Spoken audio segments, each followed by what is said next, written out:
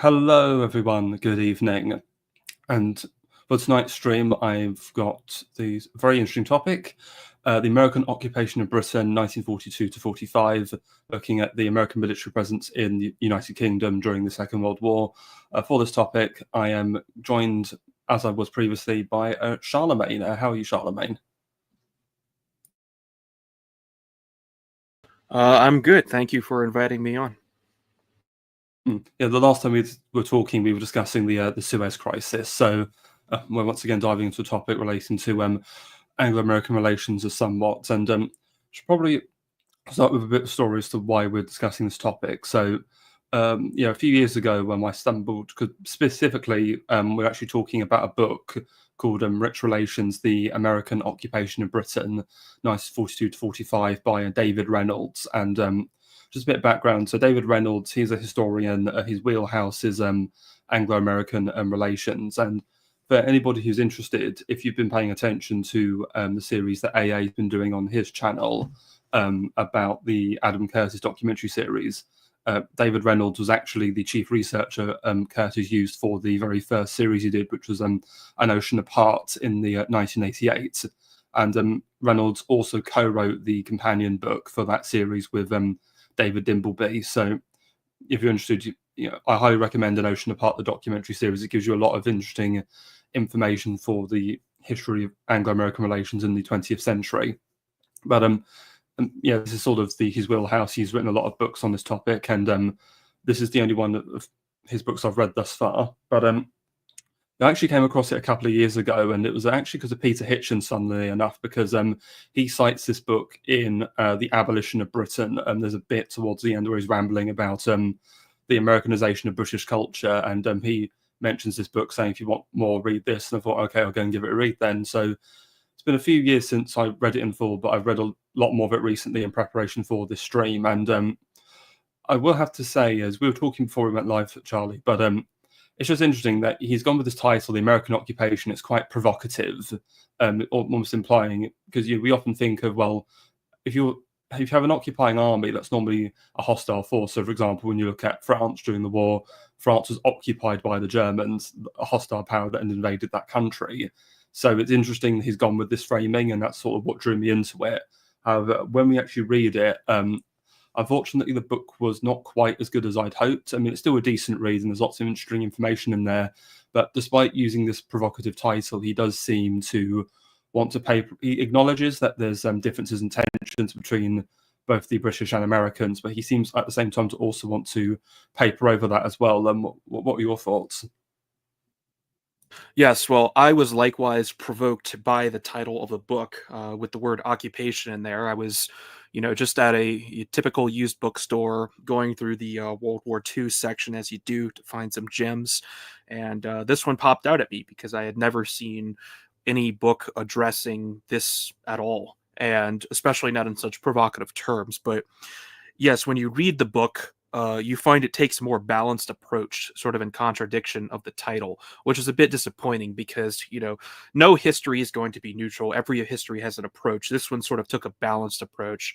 I would have liked to see a more polemic approach in really getting into how the American presence in Great Britain was much more akin, or not necessarily much more akin, but was akin to a hostile occupying force rather than just, friends mobilizing for an invasion.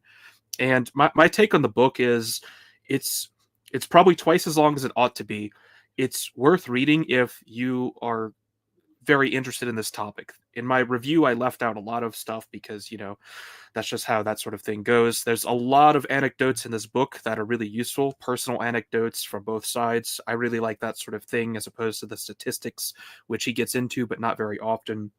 There's a lot of policy discussion around, the Bolero committee, which we'll get into, and things like that. So definitely worth a read, but I would say only if you really need to dive into this. Otherwise, just watch the stream or read my review. Funnily enough, too, I didn't realize that he was behind Adam Curtis's shows that address this sort of thing. I actually hadn't been watching AA's Adam Curtis stuff because I kind of don't want spoilers because I'm really into Adam Curtis myself, so I wasn't even aware of that connection. For me, I sort of picked this up again after you asked to talk about it. I had originally picked it up because I sort of embarked on a study um, of uh, why France and Britain seem to be taking diverging courses in some ways, and I sort of brought that back to the Suez Crisis as like the real turning point in British relations between France and America, and also where the British Empire really ended. Is that's really the nail in the coffin, not World War II. So this sort of, I wanted to read this as a sort of backdrop to that, because the title sort of implies that a great empire isn't occupied by another army, right? That's not something that would happen to any great power. So this seemed related to that. Anyway, that's sort of the background on why I picked this up. Well, thank you. And just to expand on this title he's gone with, One for iPad is it's almost like David Reynolds is sort of saying, like, there's some accusation that Britain was occupied, and he's going, I've got to address this accusation and try and prove that the people who say it was an occupation are kind of wrong, which I kind of feel that possibly might be what his motivation was, but I don't want to psychologize too much. I think we just have to take it at face value. But let's sort of move on with the actual content. So I'm going to start us off with, so I just want to do a little bit of reading from the introduction. One thing I think both you and I both agree on, which you mentioned in your article, is that probably one of the worst bits of the book is the first 100 pages or so, where he just sort of delves far too much into general World War II history rather than getting to the actual topic. And you actually said that you actually put it down for a time, and it wasn't until I think I probed you about it that you decided to go back to it. And honestly, don't blame you, because you really just want people to get to the point. Yeah, especially after 100 pages. I don't mind a bit of an introduction, but my take was that this book is just not about what the title claims it to be. So I sort of put it down because, yeah, the first couple of chapters, the first 100 pages roughly, is sort of just a general background before the occupation even begins. And obviously, I'm quite busy, so I need to read books that are actually relevant, which it ended up being. So yeah, why don't you go ahead with what you wanted to reference? Thank you. Okay. 2 American soldiers stationed in England were planning what to do with a weekend's leave. We got to see Coventry, one of them said. They'd tell me a naked woman ride through the streets on a horse. His buddy was impressed. Yeah, let's go. I ain't seen a horse for years.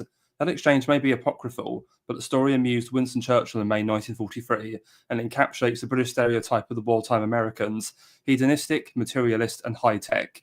According to the contemporary cliche, the Yanks were oversexed, overpaid, overfed, and overhere.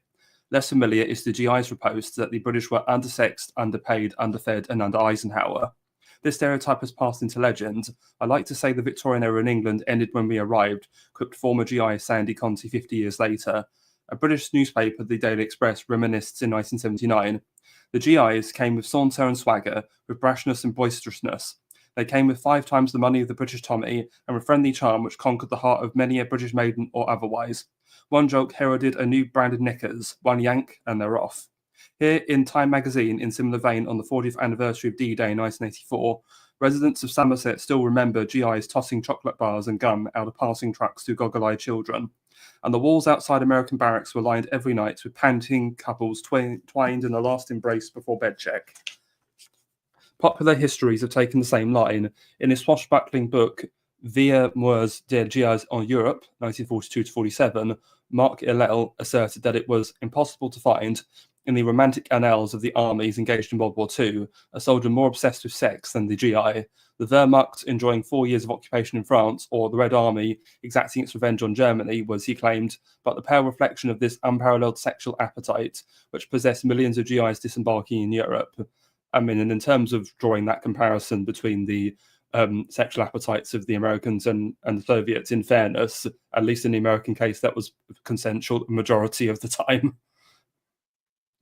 Yeah, now reading this is actually making me remember my initial irritation with the book, because that's the very beginning of the intro, and it's quite polemic. And then you get to chapter one, "Never Again," which is it starts getting into the history of like World War One, and becomes a lot more dry. So it's like he sort of tees you up. He serves up some tight polemics on the Americans, and then it just sort of fails to go anywhere in the first couple chapters. One of the interesting things about some of those anecdotes there is it reminds me of the general theme of the book, how the American occupation of Britain was in no way uniform. There's some maps in here about the troop concentrations, but aside from that as well, it very much depends on how they were stationed, how, what branch they were in, the distance from the base, from a town, whether or not there was billeting in that particular location. um, Ireland versus England is different as well. If you were in Scotland, you probably barely experienced any iota of Americans at all. So, and then of course London is a whole other separate situation, where this sort of became the hub of you know passes for the day for Americans to go to. So, people, Americans and Britons who were on leave, would concentrate in Britain, and this became its own sort of hub of the sort of sexual stuff and things like that that the the quote there references. So that's important to keep in mind. Is like, in no way was the experience of British people to the Americans uniform. They all had vastly different experiences, depending on the type of people there and the specific situation. No, thank you. And just to address this expressions he shared, one of the main aims of the stream, Charlie, is I really want to address how true that statement is. Were the British really undersexed, underpaid, underfed, and under Eisenhower, and were the Americans really country oversexed, overpaid, etc.? And so all those different aspects we'll get into. So I just want to keep reading. So likewise, in his history of the US Army during the war, Geoffrey Perret talks of how, in England, young women greeted GIs with a gratifying liberality that left rosy glows for years afterwards. American soldiers had enough unfair advantages to make even Don Juan blush. To begin with, most of the able-bodied young men of these parts had been sent to other parts.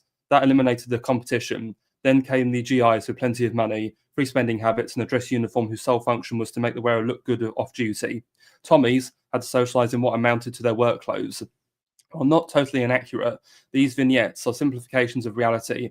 About 3 million American service personnel visited Britain between January 1942 and December 1945.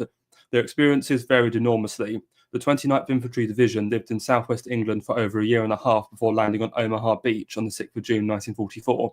But most combat units stayed only a few months or even weeks. The 8th Army Air Force put down deeper roots, particularly in the villages of East Anglia. And whereas ground troops were only waiting for war in 1942 to 43, the air crews were waging war every day they flew a mission. Backing up both combat soldiers and airmen were the unsung heroes of the services of supply, the drivers, cooks, and construction workers who kept the fighting troops armed, fed, and housed. Most service units suffered from low morale and motivation, particularly black soldiers who endured the additional miseries of abuse and segregation. 3 million Americans engaged in a multiplicity of tasks. Clearly, broad generalizations cannot tell the whole story. Consider a few biographical sketches of these Yanks. Bob Raymond, the son of a furniture store owner from Kansas City, volunteered for the British Royal Air Force (RAF) in November 1940. More than a year before the United States entered the war, he trained as a pilot and served on Wellington bomber raids over Germany and Italy until he transferred to the US Army Air Force in June 1943. During those 2.5 years, he saw a good deal of England and grew to like the English for their courage and kindness. He felt constantly overwhelmed by small personal courtesies. When travelling in London, bus conductors refused to accept his fare and tobacconists produced packages of cigarettes from under their counter when their shelves were bare. Yet he never overcame his frustration at English inertia and old-school Thai class consciousness. He complained in May 1942, "The force of tradition and precedent is so strong that thinking in politics, business, religion, etc. seems to have congealed. These are the most economically backward people I've ever encountered. Labour-saving devices and shortcut direct business methods are heartily resisted. Too much tea drinking, Friday to Monday, weekends, holidays, etc." Yeah, very interesting, because his assessment of the British as being very much rooted in the past, and it's almost saying that, I find it really interesting, this idea that British being a backward people, because I wouldn't have necessarily have made that assessment, but I suppose coming from the United States, where necessarily not all of the it would have been, because you've got to remember this happened not long after the Great Depression, and so a lot of the GIs would have actually grown up in poverty. So I mean, what's your thoughts on that in respect to the material differences? Well, Reynolds actually brings this up, and the American GIs sort of create a false impression of America because, unlike the British perspective that the Americans, enjoyed these vast amounts of wealth, the soldiers who came over were normally much better fed and much better paid than they were just a few years ago in the Depression. So the Americans were basically going through the same privations as the British. But once they came over, they sort of enjoyed the fruits of what the American military could give them. And that's all the British saw. The British didn't have the conception that these Americans actually just went through the exact type of privations that the British were and are still going through at the time. So there's sort of this false impression, in some sense, of this vast American wealth. Going back to the beginning of what you said there, you mentioned a couple of things he touched on, like the uniforms. The British wear the singular battle dress, which are these wool uniforms. If you've seen a movie like Lawrence of Arabia or some World War II films, you know what it looks like. And the Americans actually had 3 different uniforms, and people will know what these are too. One of them has a tie. You've seen this classic, World War II uniform where the American GI has a tie on, and this is not something the British enlisted men enjoyed. So often Americans could be mistaken for officers because of their style of dress. And of course, there's this concept that the Americans were overpaid as well, because the Americans made 3 times as much money from their government as the British, and there was much consternation from the British government about trying to get these payments deferred or delayed because the Americans were simply outclassing the British. And it's easy to sort of use this sort of thing to attack America or Americans, but you have to remember that the only reason these Americans were even here is basically because of Churchill. They weren't donning these uniforms in order particularly, and they weren't spending lavishly, like with the intent to, show up the British necessarily or wreck their society. Like they're just here because they were ordered to, like everyone else. So that's something we have to keep in mind when it comes to the Americans and all of their advantages socially over the British enlisted men. It's not like they came here in order to take over the country. They were put here and they want to go home pretty much as badly as a lot of the British want them gone. No, thank you. And it's also worth noting that I think part of the problems we'll get into is just the result in the modern era. You have mass conscript armies because both Britain and America employed conscription during the war. So these are all is this idea of the citizen soldier, that you're a citizen, but also you have an obligation to your country to fight for it. And so ultimately, these men are not professionals, so to speak, in the military sense. So yes, they are going to be perhaps not the most, shall we say, courteous or maybe the most rational or well thought out in their behaviour, because ultimately there is a degree of force and privation that's being imposed on them as a result of their duties. So what I want to do is, before we get into the real meat, is there was one other bit from the early parts of the book I think is worth discussing, which is this bit where Reynolds looks at the American military presence in World War One, because it's basically night and day compared with the World War Two presence. Because in World War One, the average American soldier was in Britain for an average of about 3 or 4 days, because mostly it would be just landing up in somewhere like Liverpool, traveling on the train down, and then taking a ship over to France, because that's where the front line was. Whereas in World War II, Britain is the front line. It's not like the rear supply area like it was in World War One. So your average GI would spend weeks or even months in Britain. So that's one major difference. And it's also interesting because in this section with World War One, there is also a little speech he shares from President Wilson. So this is after the war was over. There was this sort of banquet that was at Buckingham Palace, and this is Wilson addressing King George V, and I thought it was quite interesting. So this is Wilson. You must not speak of us who come over here as cousins, still less as brothers. We are neither. Neither must you think of us as Anglo-Saxons, for that term can no longer be rightly applied to the people of the United States, nor must too much importance in this connection be attached to the fact that English is our common language. No, there are only two things which can establish and maintain closer relations between your country and mine. They're a community of ideals and of interests. And so, of course, that latter bit, he's talking about the his idea of the League of Nations. We've got to create these sovereign, democratic, free countries in around the world. And it's interesting that he only wants to see kinship on this like ideological basis and not on a cultural or linguistic basis. And I feel like on some level there is a pragmatic. Yes, he's being idealistic, but I also think that there is a pragmatism to Wilson which you rarely see, because yes, both Brits and Americans speak English, but ultimately, the revolution happened for a reason. We are separate people, we're a separate country, and we have our own interests on our own way of doing things. And so I wondered, what's your thoughts on that little bit from Wilson? Yeah, it's quite apt, as Reynolds says here. There's the book gets into this as well, how the British are viewed in American history and how the Americans are basically not present in British history books at the time. The British were more often enemies to the Americans than friends before World War One, and we sort of have this false idea of being a common people that was very much manufactured by Churchill in 44, 45, the special relationship. That's very much a manufactured idea that he created for his own propaganda reasons. And then that was kind of jumped on by the succeeding British, I don't know if administrations is the right word for your governments. I guess just governments is the right word. Your succeeding governments sort of utilized that concept as a sort of means of justifying how they worked with America to sort of unwind the British Empire on their terms as best as possible. And the thing is, like, we're very much separate peoples. I mean, even today we still have these lingering effects of this so-called special relationship, which doesn't even exist. Like on the online right, there's a lot of association between Americans and English-speaking peoples, and really we're quite different from each other. It's easy to forget that. I mean, in my opinion, the British are about as distant from me as French, right?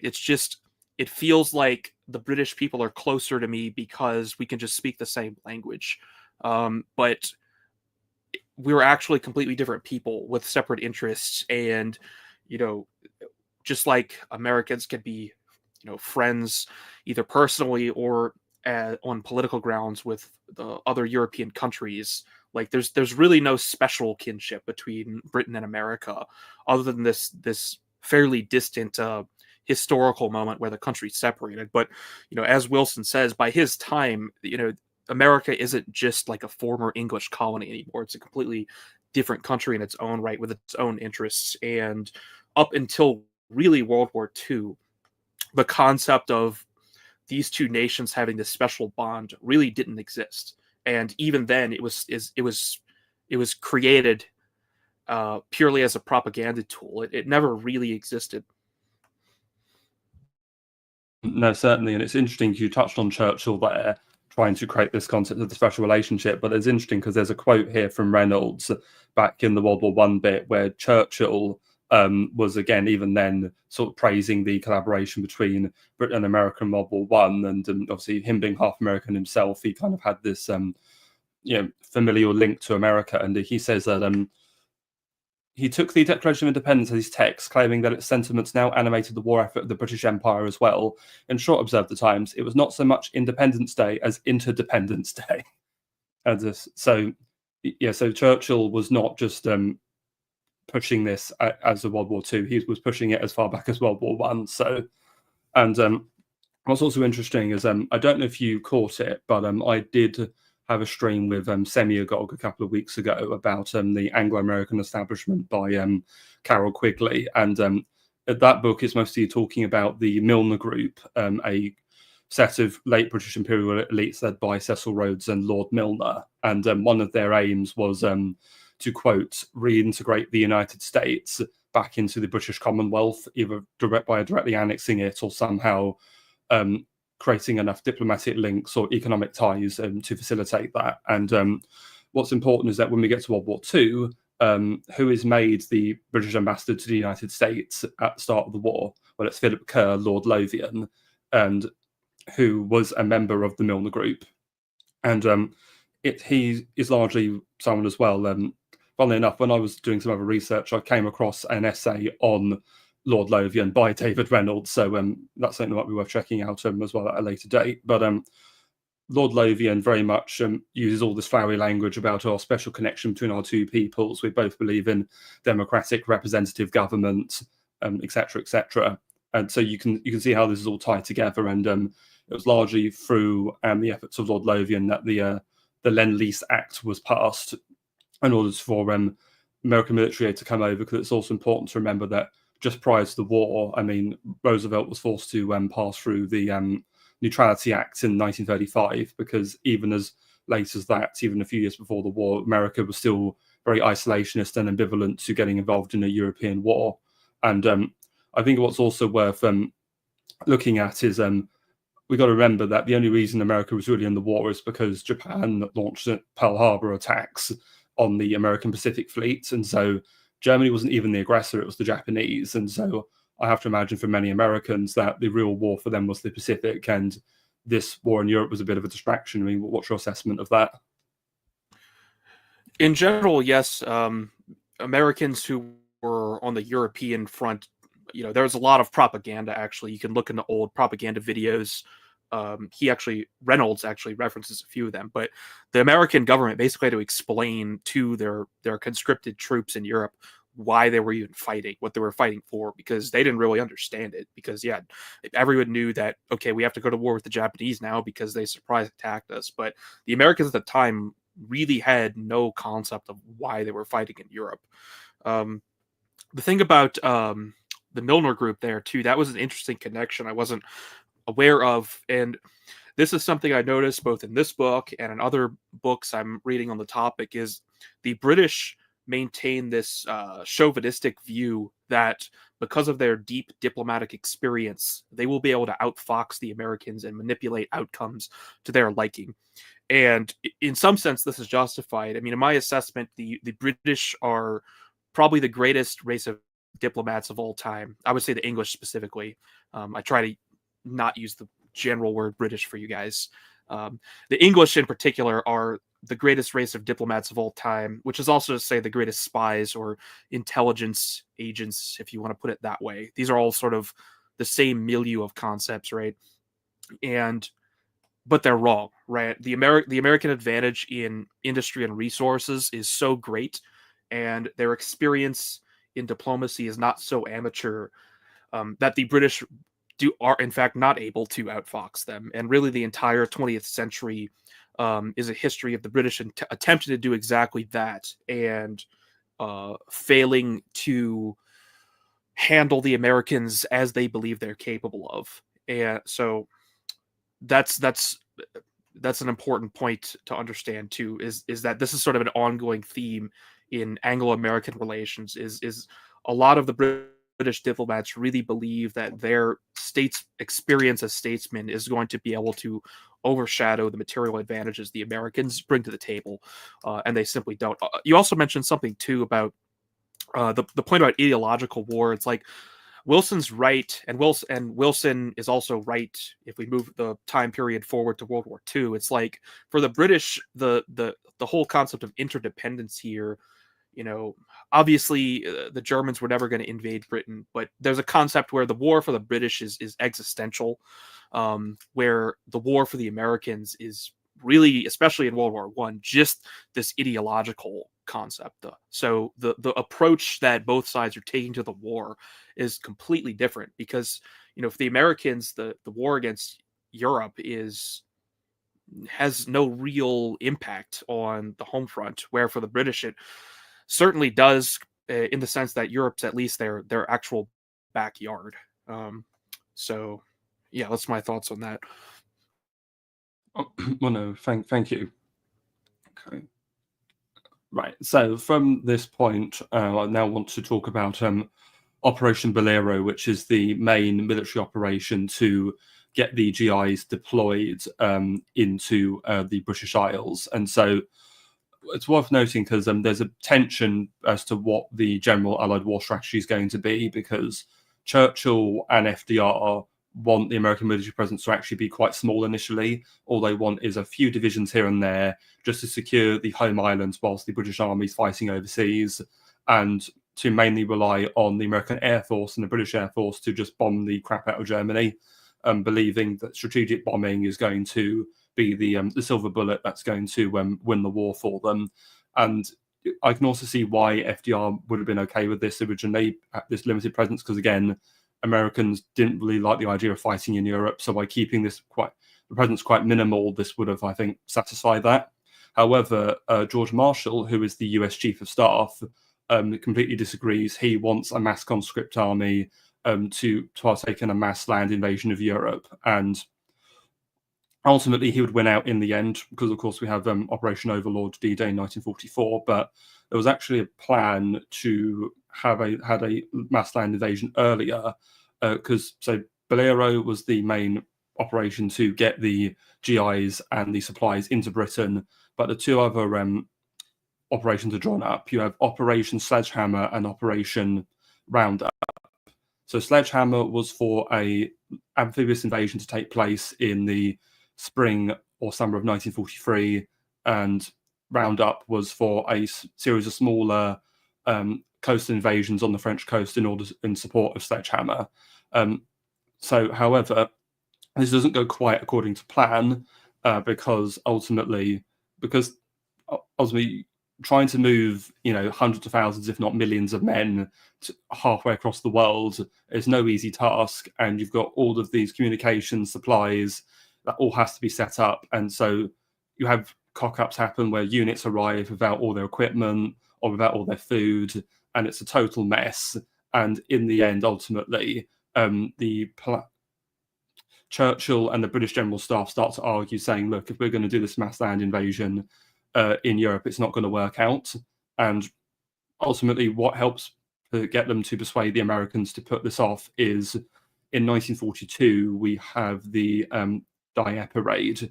And so before we get into that, it's probably worth comparing the Canadian experience, because other than the Americans, you also have the Canadian military presence in the war as well. So the Canadians are there a bit longer because they declared war on Germany a week after Britain did.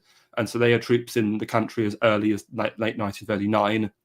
Obviously, their military presence was never as extensive as the Americans because much smaller population, but also Canada did not employ conscription during the war. They largely do this to avoid unrest in Quebec, because the Quebecois are totally opposed to fighting in a quote-unquote Anglo war. So by 1941, there's 120,000 Canadians in Britain.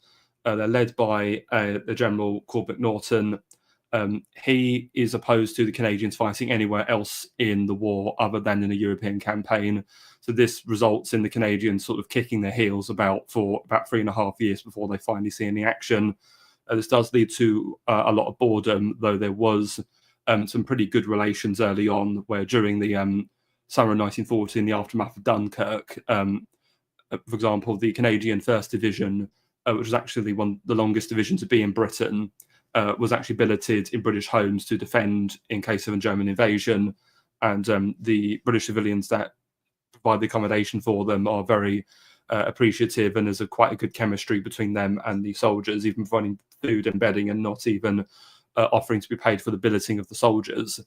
However, another issue with the Canadians is that because Britain is very different to America and Canada, is that we've never really had a history of temperance. So, for example, in America, from 1919 until I think it was 32, you had the 90th Amendment, which prohibited alcohol. But then, of course, in Canada, they had their own temperance laws in various provinces for different periods. So Canadians weren't quite as accustomed. So basically the idea of the British pub was completely alien to Canadian soldiers, and a lot of them ended up being quite drunk and disorderly. And that did sort sour relations, so to speak.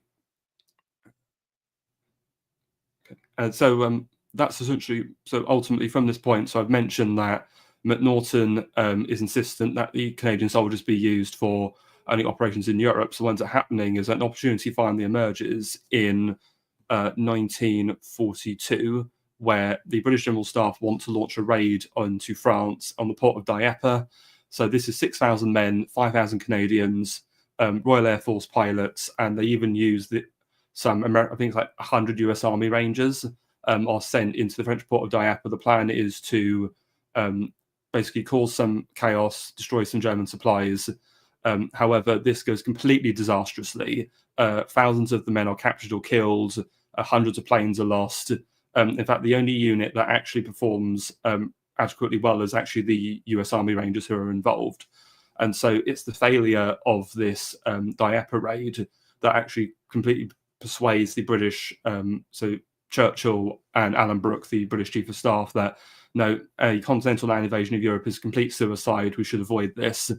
Marshall disagrees, but however, he's forced by Roosevelt to instead go with Churchill's other plan, which is for Operation Gymnast, later named Operation Torch, where instead the Americans will land in North Africa to come at the Germans from behind, while the British come from the east, from Egypt, and then we're going to bottle up and liberate North Africa, and then from there push up into Sicily. And there's actually an interesting argument that Reynolds addresses, which is this idea, especially amongst the Americans, that Dieppe was a deliberate failure in order to poo-poo any idea of a Allied continental land invasion of Europe. And this is the reason they argue this is the case, is because by sending the American forces to North Africa, you're shoring up the British positions overseas. Therefore, you're shoring up and helping defend the British Empire rather than prioritizing the defeat of Germany.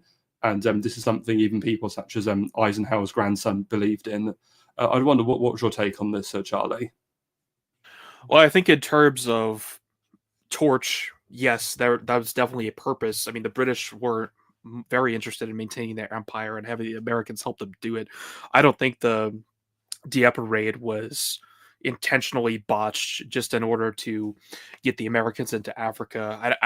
I don't think the British establishment or even Churchill is that sadistic.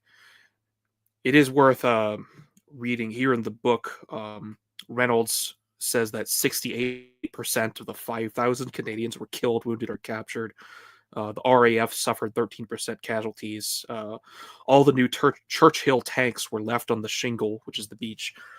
So it was a 68% casualties is an insane number. So the operation wasn't just a failure; it was a monumental failure. It's virtually couldn't have gone any worse. I don't see the evidence as presented in the book that this was an intentional failure, but yeah, I mean it's no secret that the British wanted the Americans to help them bail out their imperial holdings. No, certainly, and just for the record, yeah, I agree with you. I, as Reynolds says, Dieppe was more of a cock up than a conspiracy. So, I don't, as evil as Churchill was, I don't think he was that evil as to deliberately throw thousands of men to their deaths unnecessarily. So, okay. And so, obviously, from Operation Torch, it's also important mentioning that one of the areas where there was conflict between the British and Americans is that a lot of the British General Staff and British soldiers, who obviously had been fighting the war for a few years by this point, had enough of scars or experience of war that they saw the Americans as these kind of these lambs, or these green men who were untried by the experience of war, and didn't have much respect for them. And this is compounded when you have the Battle of Kasserine in Tunisia, where the Americans are quite badly mauled by the Wehrmacht, and this only intensifies this British view that the Americans are incompetent at warfare. I mean, what's your assessment of that? Yeah, good point. I was going to bring that up as well. Basically, the Americans have to actually build up their reputation after those initial failures at the beginning of Operation Torch, because your first major battle in Europe is a disaster for your side, and of course the British see that, and they don't count on the Americans as being up to par with the British Army, and they eventually do. The Americans eventually do sort of rebuild their reputation, and the British will regard them as a competent fighting force. But that does take a few years. And So just that just adds a little bit of perspective to how the sides view each other. Oh no, thank you. And just got a comment from Effie Hart. I think the simple answer is that Churchill was an incompetent strategist, hence his failures in Greece, Yugoslavia, Italy, North Africa. Yeah, no, couldn't agree with you more. I think that's more it than anything else. And yeah, speaking of incompetent strategy, obviously from Torch, we then have Operation Husky.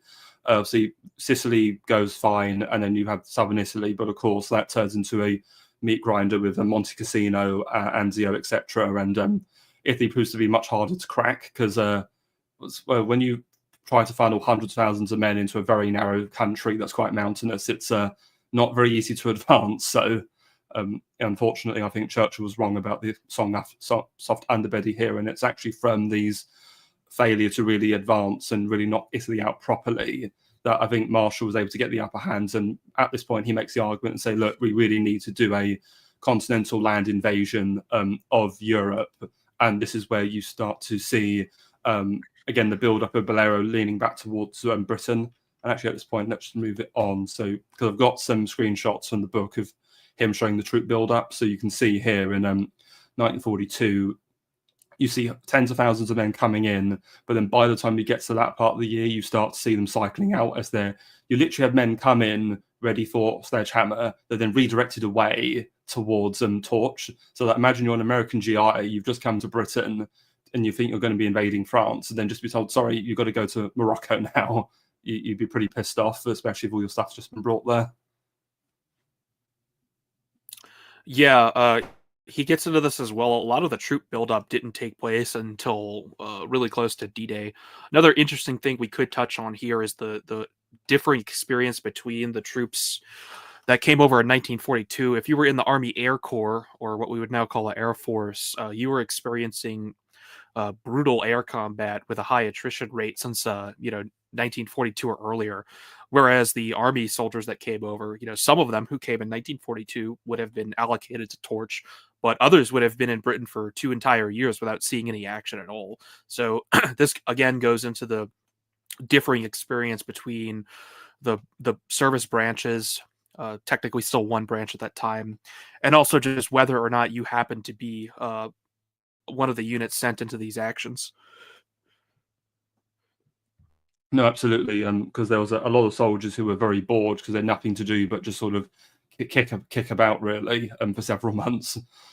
Doing training exercises that were extremely, pointless, really. Like, if we might get into this more later, but there was one interesting anecdote recounted that one soldier or officer reckoned that they had marched like 5,000 miles or something in their time between 42 and D-Day, which is enough walking distance to have walked all the way back home to America across the Atlantic, which is sort of gives you an idea of the immense boredom and pointlessness that a lot of the American occupying soldiers experienced, which then helps you understand like why certain aspects of oversexed and overpaid, like why these reputations would end up being developed, because you can imagine you're a conscript who's never been to Britain and has no really real concept of it, and you want to go home and you're just stuck there on your army base for 2 years, basically doing nothing.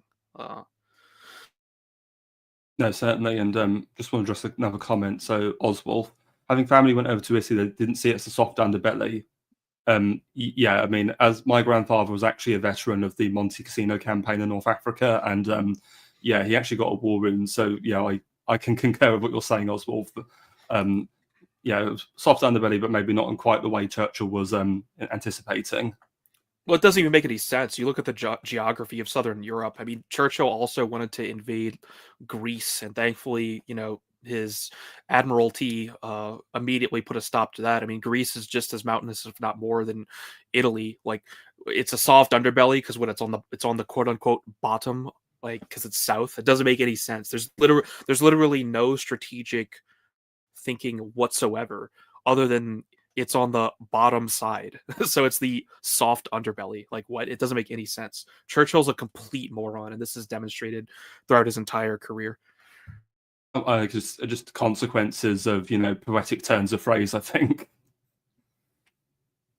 Right, but yeah. So going back to this idea of the Americans being bored with the training, is also worth mentioning that because there's an entire chapter he dedicates to the land available called Making Space, where the problem is because Britain is much smaller than the United States, the troops had a lot less space than they would have ideally liked because, for example, Marshall wanted 40,000 acres per camp in Britain to train troops, and that was seen as indulgent by British standards. And just to compare, the largest American camp in the continental United States was Benning and Bragg, was 100,000 acres, and more than twice the size of that. And so, like, literally, you've got these two different like conflicts. It's like, well, you're not giving us the space to work with. But the problem is when you try to shove hundreds of thousands of men into a small country which is overpopulated, you're going to run into this issue. And obviously, this did force a lot of privation onto people, especially those who lived in rural areas or farmers, because a lot of land had to be taken over by the government to train the US forces. And it's also worth looking, because there's actually an anecdote he does share, which is one you actually quoted in your article, which I just want to read. Hang on. Okay.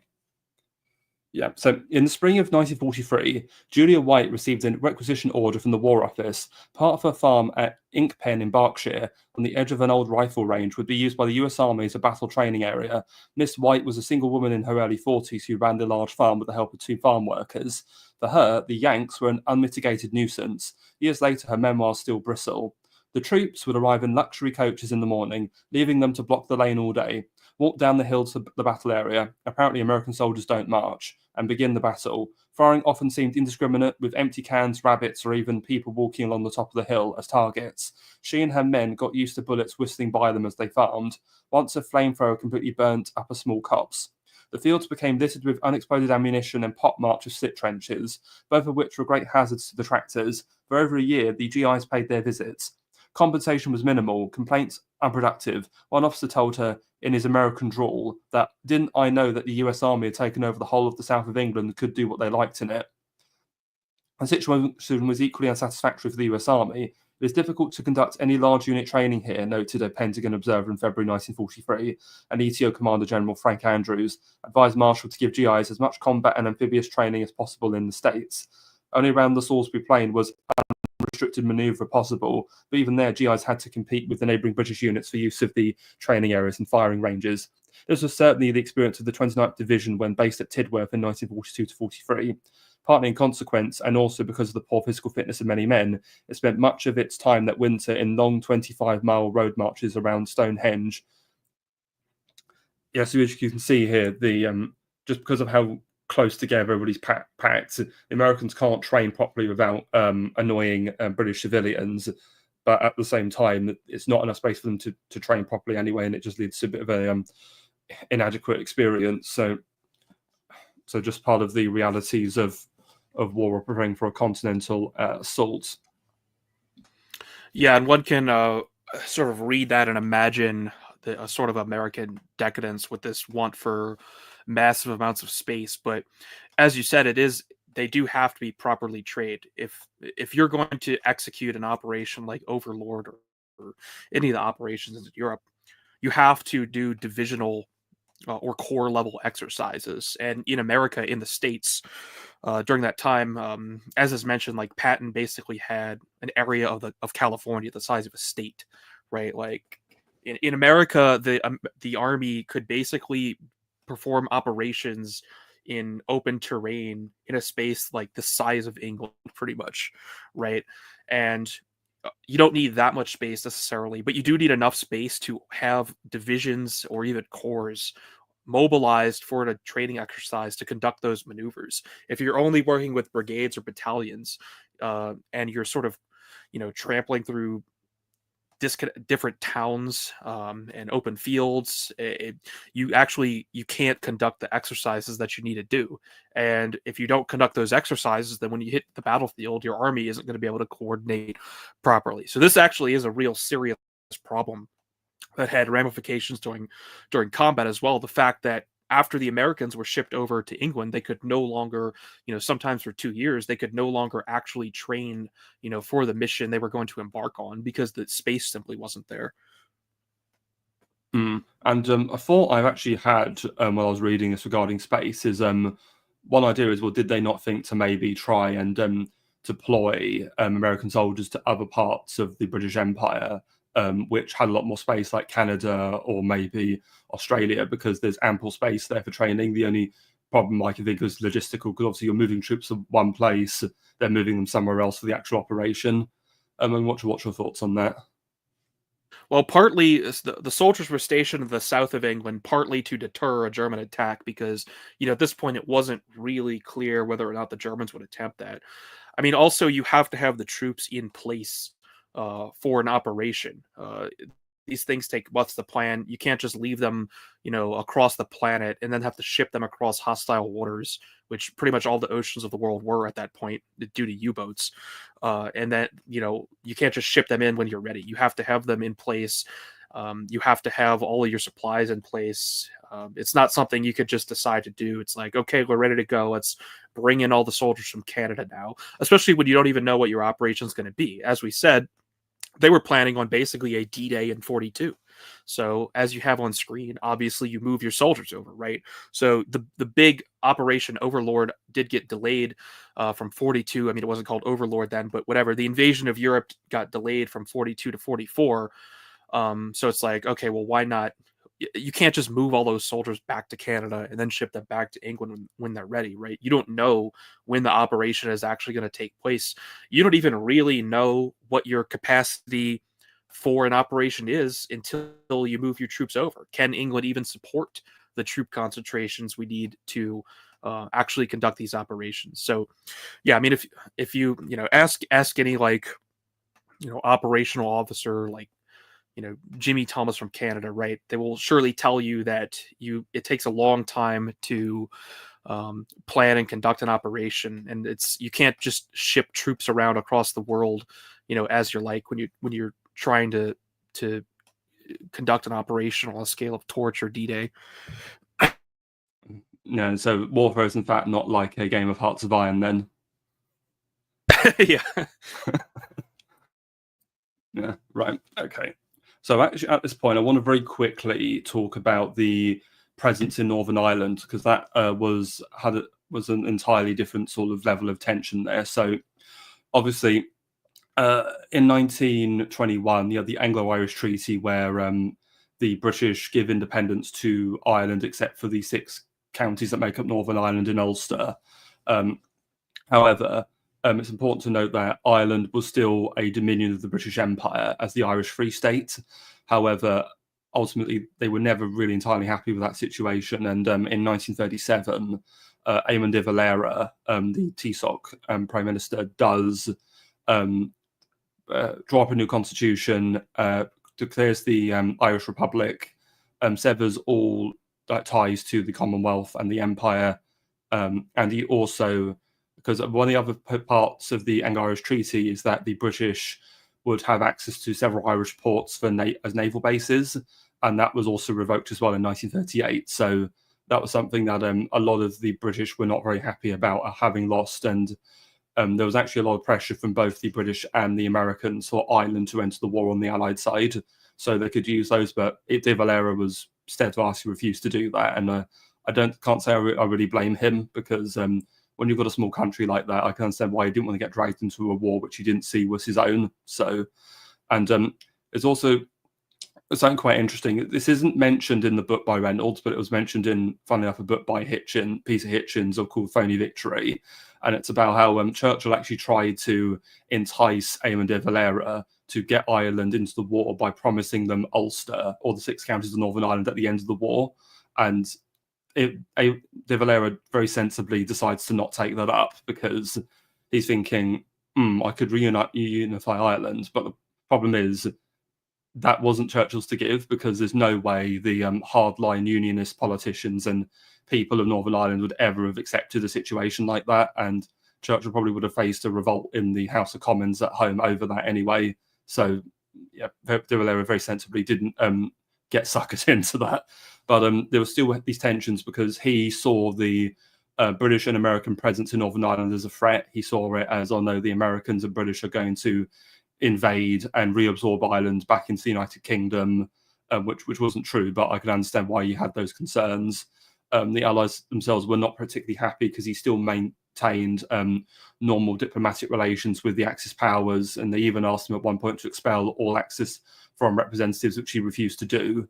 However, it should also be stated that one of the reasons the Allies kept their forces in Northern Ireland was because they were fearful that the Germans may try to actually launch an amphibious attack into Ireland from there to then further attack Allied positions, so that force was there as for an emergency situation in case they had to march in to defend Ireland. So, Osby, what's your assessment of the Irish situation? Yeah, well, I'm glad you brought up a lot of the points I wanted to touch on. This is really interesting because Ireland is not often considered at all in World War II because they were neutral. But of course, Northern Ireland is occupied by the British, and when the Irish see this enormous Anglo-Saxon, if you want to put it that way, army building up, obviously they're going to be suspicious that the British are going to take some sort of opportunity to take over all of Ireland.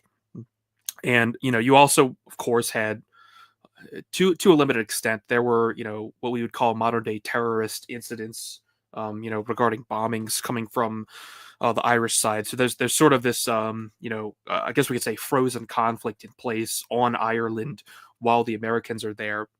And interesting to note too, I had not considered or known this before, but the fact that Ireland's neutrality meant that German diplomats and also, as I said earlier, diplomats are also spies were present on the island. This presents an interesting problem, given that they can just cross the border freely because the border between Ireland and Northern Ireland is very porous. So there's sort of an intelligence risk there. And the Americans had even had plans to attack Ireland if the Germans attacked, right? Because their conception was that if the Germans did launch an assault on Ireland, the Irish would be overrun within a matter of days, and then the Americans would have to counterattack. So, of course, the planning for that sent the wrong signals as well to the Irish because it looks like the Americans are planning to attack you. Also, interesting opportunity. You could see, obviously it wasn't exploited, but Ireland's neutrality really should be an opportunity for diplomatic relations between the Germans and the British, right, and the Americans, because you have a neutral country that part of your army is literally occupying already. It would actually be the ideal place to negotiate an end to the war rather than treat it as this massive security risk. But obviously, we understand why that route wasn't taken. But it's an interesting proposition. No, certainly. But unfortunately, the Allied war policy was mustache man bad. He has to be slapped down. So, if I may. Right. So, to move on from there, I think it's worth going over some of the more quality of life differences, because you've got this idea of the Americans being overpaid, which you touched on earlier. And of course, we mentioned many of them grew up during the Great Depression, so would have experienced some hardship. And it's also important to remember that a lot of the conscripts, especially men from the South, you've got the idea of the Southern military tradition.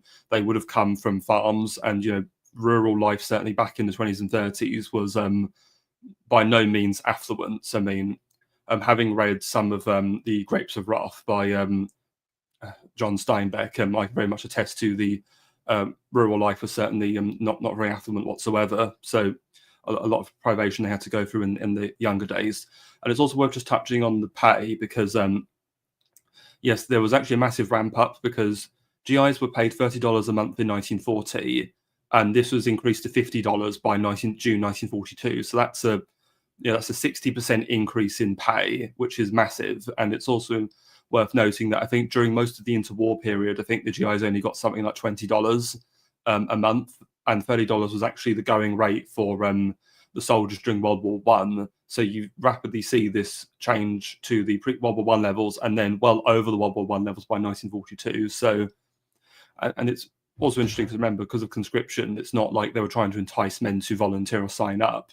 They were just saying, well, if we're going to compel these men to be away from their homes and families for a long period of time to a conflict they don't really want to be part of, we might as well reward them for it. And many of the soldiers were also given access to a lot of sort of good material sources. So a lot of them had access to cigarettes, bubble gum, and other lavish provisions, because the GIs were given an average of 12 ounces of meat per week, which is 50% more than British soldiers were given, and 3 times the amount that British civilians were granted, because we've got to remember during the war, because Britain is only produces about half of its own food, we're heavily reliant on foreign countries, especially countries like Argentina, for a lot of our meat and beef.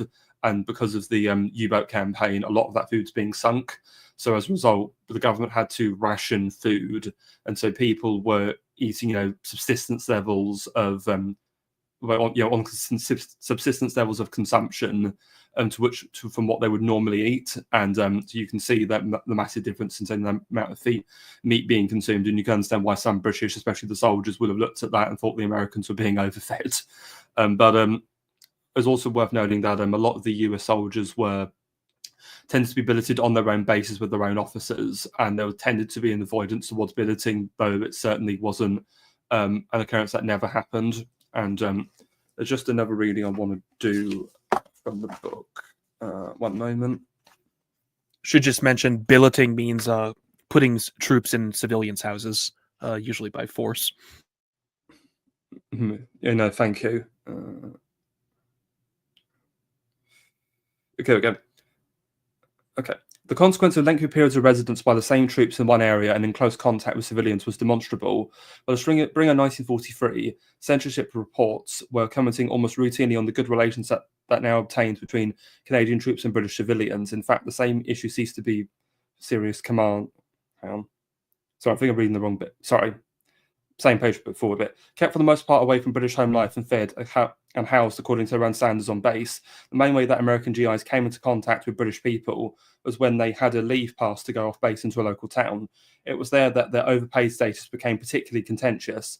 In various parts of Whitehall, the matter was taken up seriously in July 1942. As disturbing reports came in from across the country, the GIs were accused of buying up anything for which ration coupons were not needed. The list included combs, razor blades, pipes, watches, torch batteries, vital for the blackout, blankets, towels, and playing cards. Most offensive of all, they were drinking pubs dry, emptying fish and chip shops, and filling the tables of exclusive restaurants that no British private would be able to afford. The local authorities were also concerned about the GIs turning girls' heads with their money and plying them with drink, while the army noted British soldiers' resentment at the GIs' ability to outspend them in pubs and with women. One British officer suggested appealing to young women as part of their war effort not to encourage troops of any nationality to indulge in ostentatious expenditure in public places, but this idea was not regarded in Whitehall as a serious proposition. Comparisons between American and British pay rates were a sensitive political matter in London. Against claims that the GI was overpaid, it could reasonably be argued and was that the British Tommy was scandalously underpaid. Sir Edward Grigg, Under Secretary of State for War, told one persistent MP in February 1942, "This is a very delicate and difficult question which I do not think is at all desirable to discuss by question and answer in this House." I mean, as you can see there that the Americans were being a bit of a nuisance, especially when it came to just literally drinking pubs dry and going into establishments British Tommies couldn't afford. So you can sort of understand the resentment. But there's also another difference that's worth going over as well.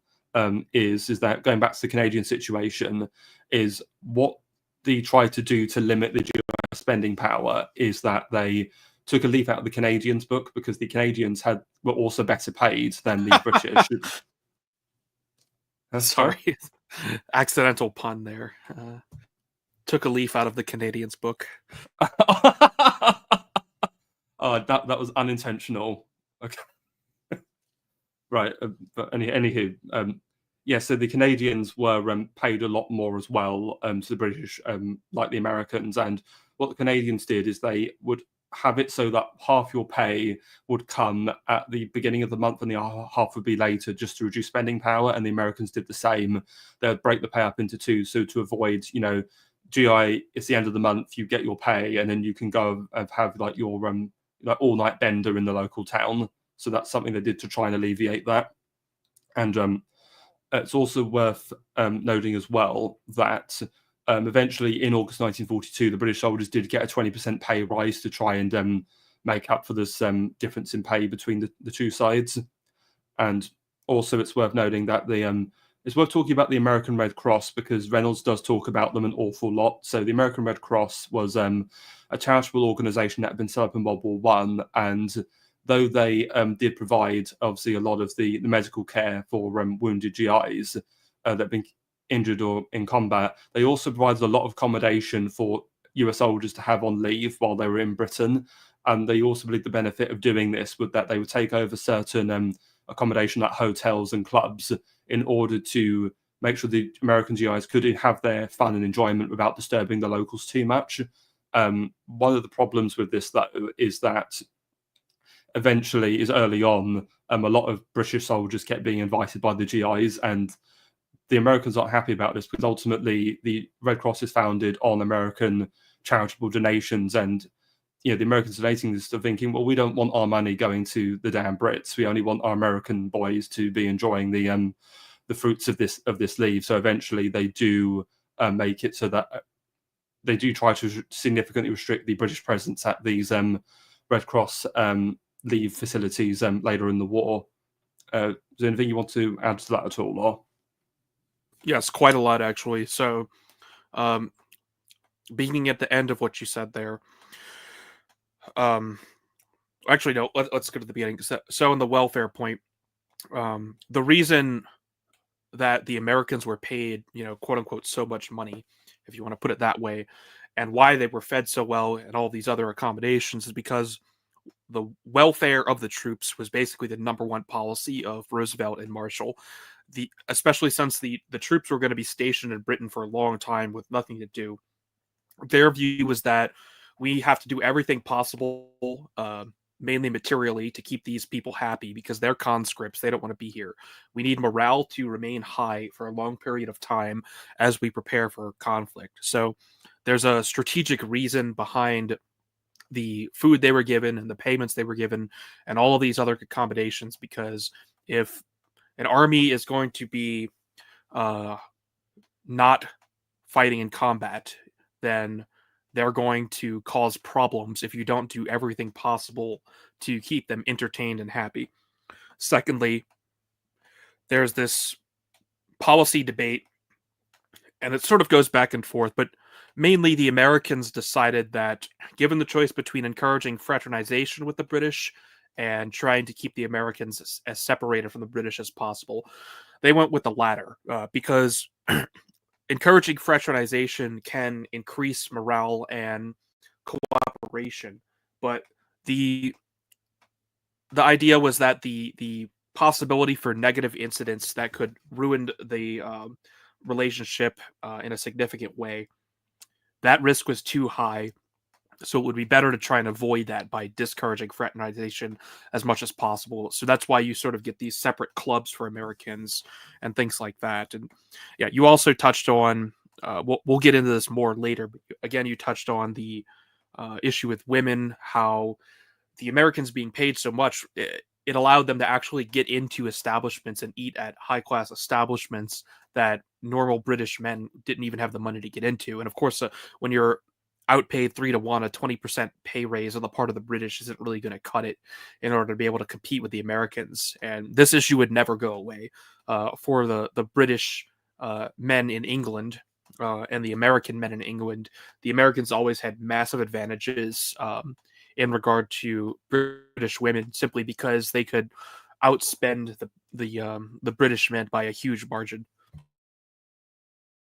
One other point it's probably worth going over, it's something Reynolds doesn't address, but we've got to remember that during the war as well, Britain was becoming increasingly financially dependent on the United States because it's important to remember that obviously after World War One, Britain had a massive war debt from the war where people like JP Morgan had bankrolled the British war effort, and then we were paying that during the interwar period. But in the 30s, the government decides to wipe and renege on paying back the war debt anymore, and obviously that significantly hurts the trade relations between the United States and Britain, understandably, and that would come back to bite us in the arse when it came to Churchill trying to get the Americans into the war and basically going to America saying, "We need your help, but we're broke," and the American attitude was like, "Okay, we'll help you, but it's going to cost you," and that cost was Britain basically handing over all of its gold reserves, and they're still in Fort Knox to this day. So you almost have this, like, the elite of the country basically impoverished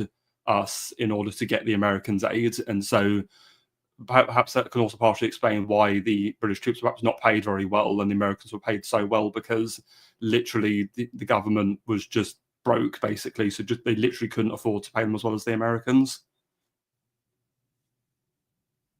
Yes. Okay. And also one other thing I should mention regarding the trying to diminish the American spending power is the Army High Command did actually open a GI savings program and try to encourage them to invest in it, but ultimately not all of them did that, so that was largely an ineffective policy.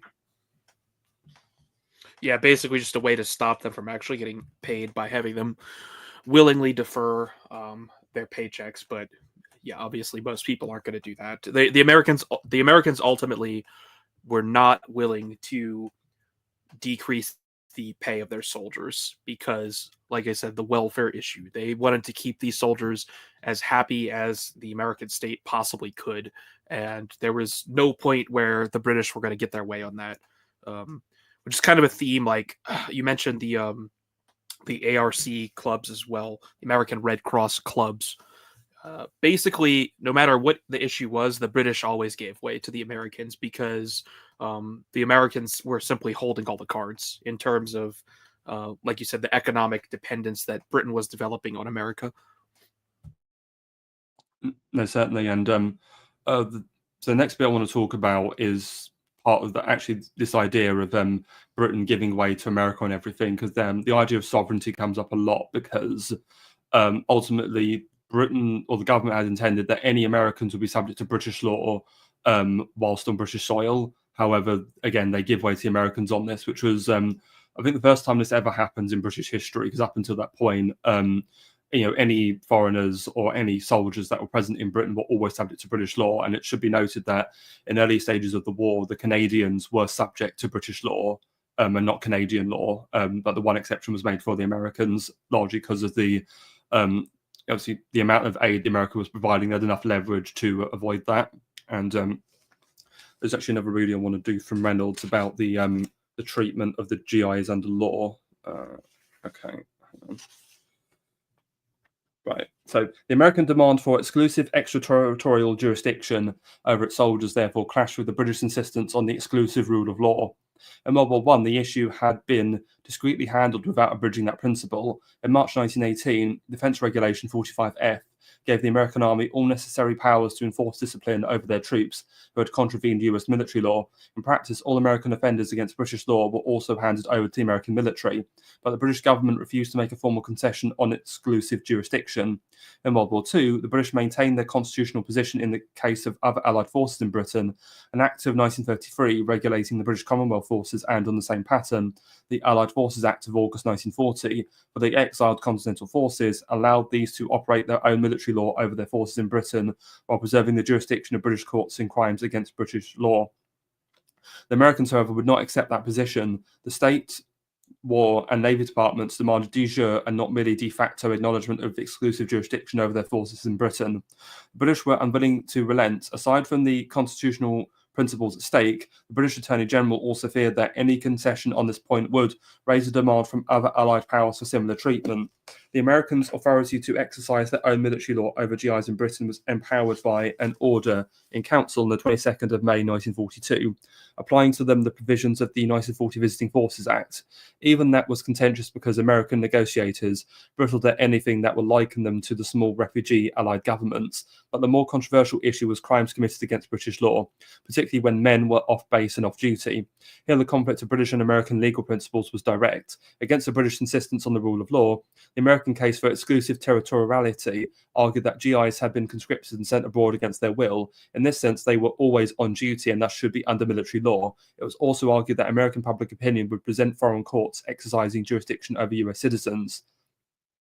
The emotional temperament of the issue was indicated by the case of two Americans, aged 22 and 17, volunteers in the Canadian Army, who had robbed a British car driver at gunpoint near Oxford in early 1942.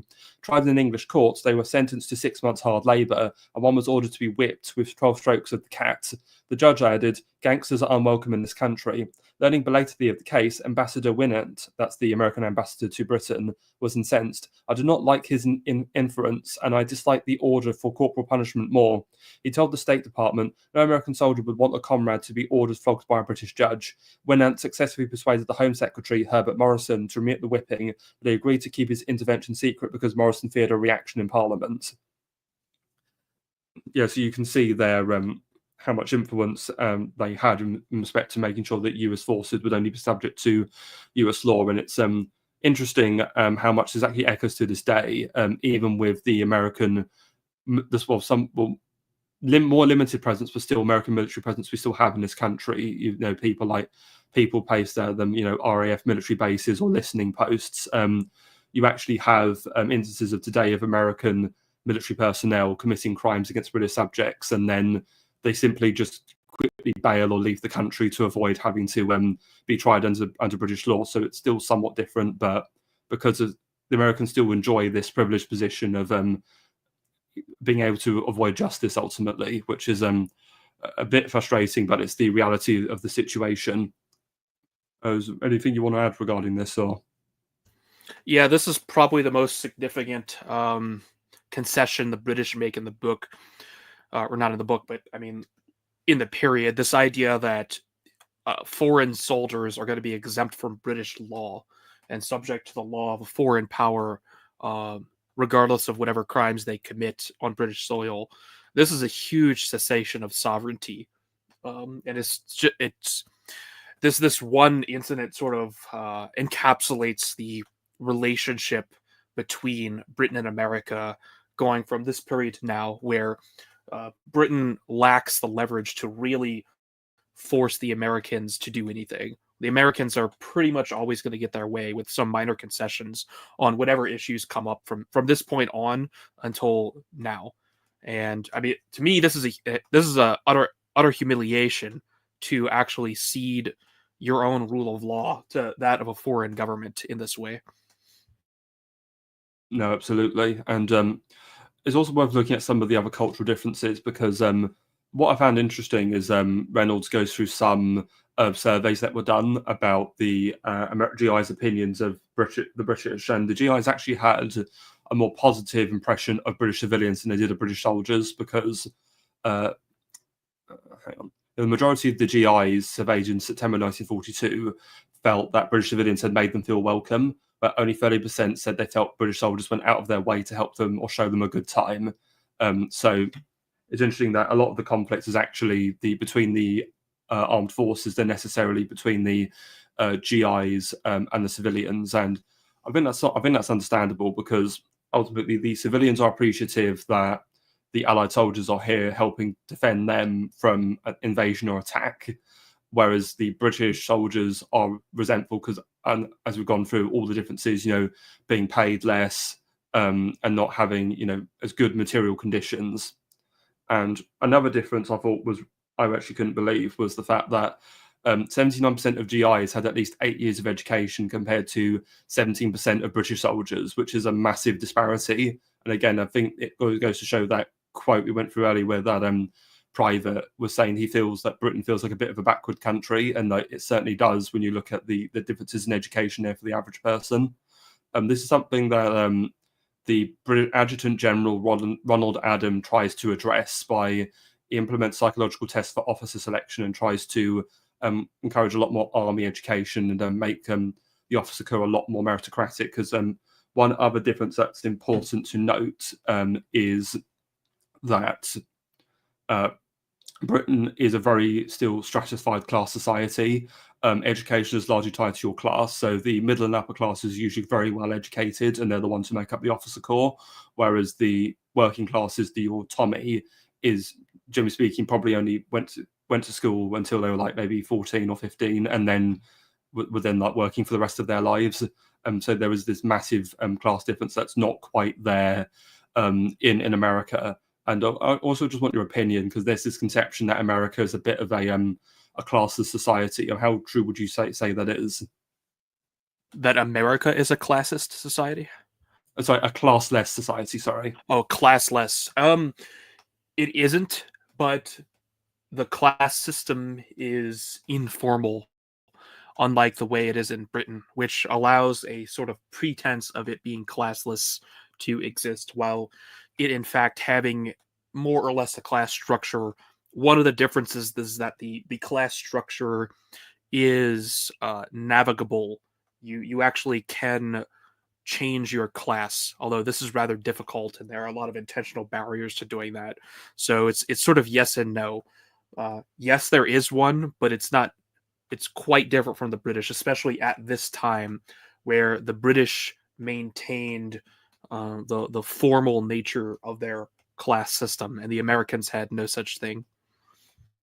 That's one thing I will actually say. One of my assessments of this is that if you want to look at one um, sort of effect of the American occupation or this idea of Britain being Americanized, I'd actually argue it's in this social class basis where modern Britain, yes, I'd argue the class system is still there somewhat under the surface, but I'd argue we've moved much more in a American conception of class where people use those terms, but in reality, I can't. It's much harder to tell the difference between someone who's middle class or working class, or how much that really impacts someone's education. Because today everybody receives, mandatory state education, and everybody has access to more or less the same meritocratic opportunities, so to speak. So that's actually one consequence of the American occupation is we have this. You can almost say, I don't want to say leveling, but rather we've had this more implementation of the idea of the, dare I say, like a British dream or American dream, so to speak. Yes, but also aside from the occupation itself, really the war obliterated the British class system, because even aside from the occupation, uh, the British people were sort of put into situations of privation that caused a mixing of the classes that wouldn't have occurred otherwise, due to the German bombing, basically, but also the economic privations of conducting the war. And the British class system was developed more or less in isolation because of Britain's unique position in the world in terms of their island. And the rapid onset of modernity, the industrial armies and industrial workforces, and then combined with a foreign occupation. Basically, it's not to say that the British class system was fragile per se, but it was simply unable to survive these massive impositions upon it. The British, it simply couldn't tolerate the level of strain placed on the class system from all angles, and it very quickly collapsed after the war. Like you said, technically it still exists, but the British class system after World War II is much more like how it works in America, where it's more or less just a formality rather than formal in that sense. Um, as it would have been prior, where it's completely rigid, and the only way to become elevated in the class system is through promotion by the monarch, which Certainly. technically is also still the only way, right? You have like Sir Tony Blair or whatever, right? But we all know that this is just sort of bullshit. It's like being a knight now, Order of the Garter. It doesn't mean anything anymore.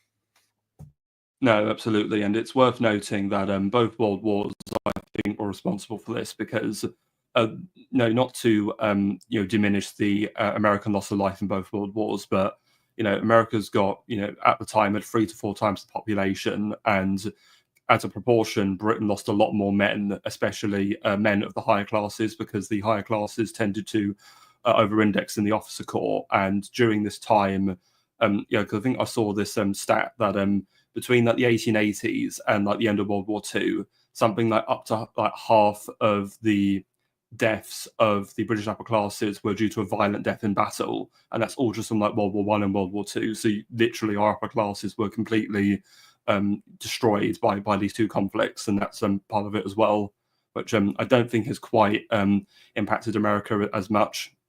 I would say that's a fair point. Yeah, definitely.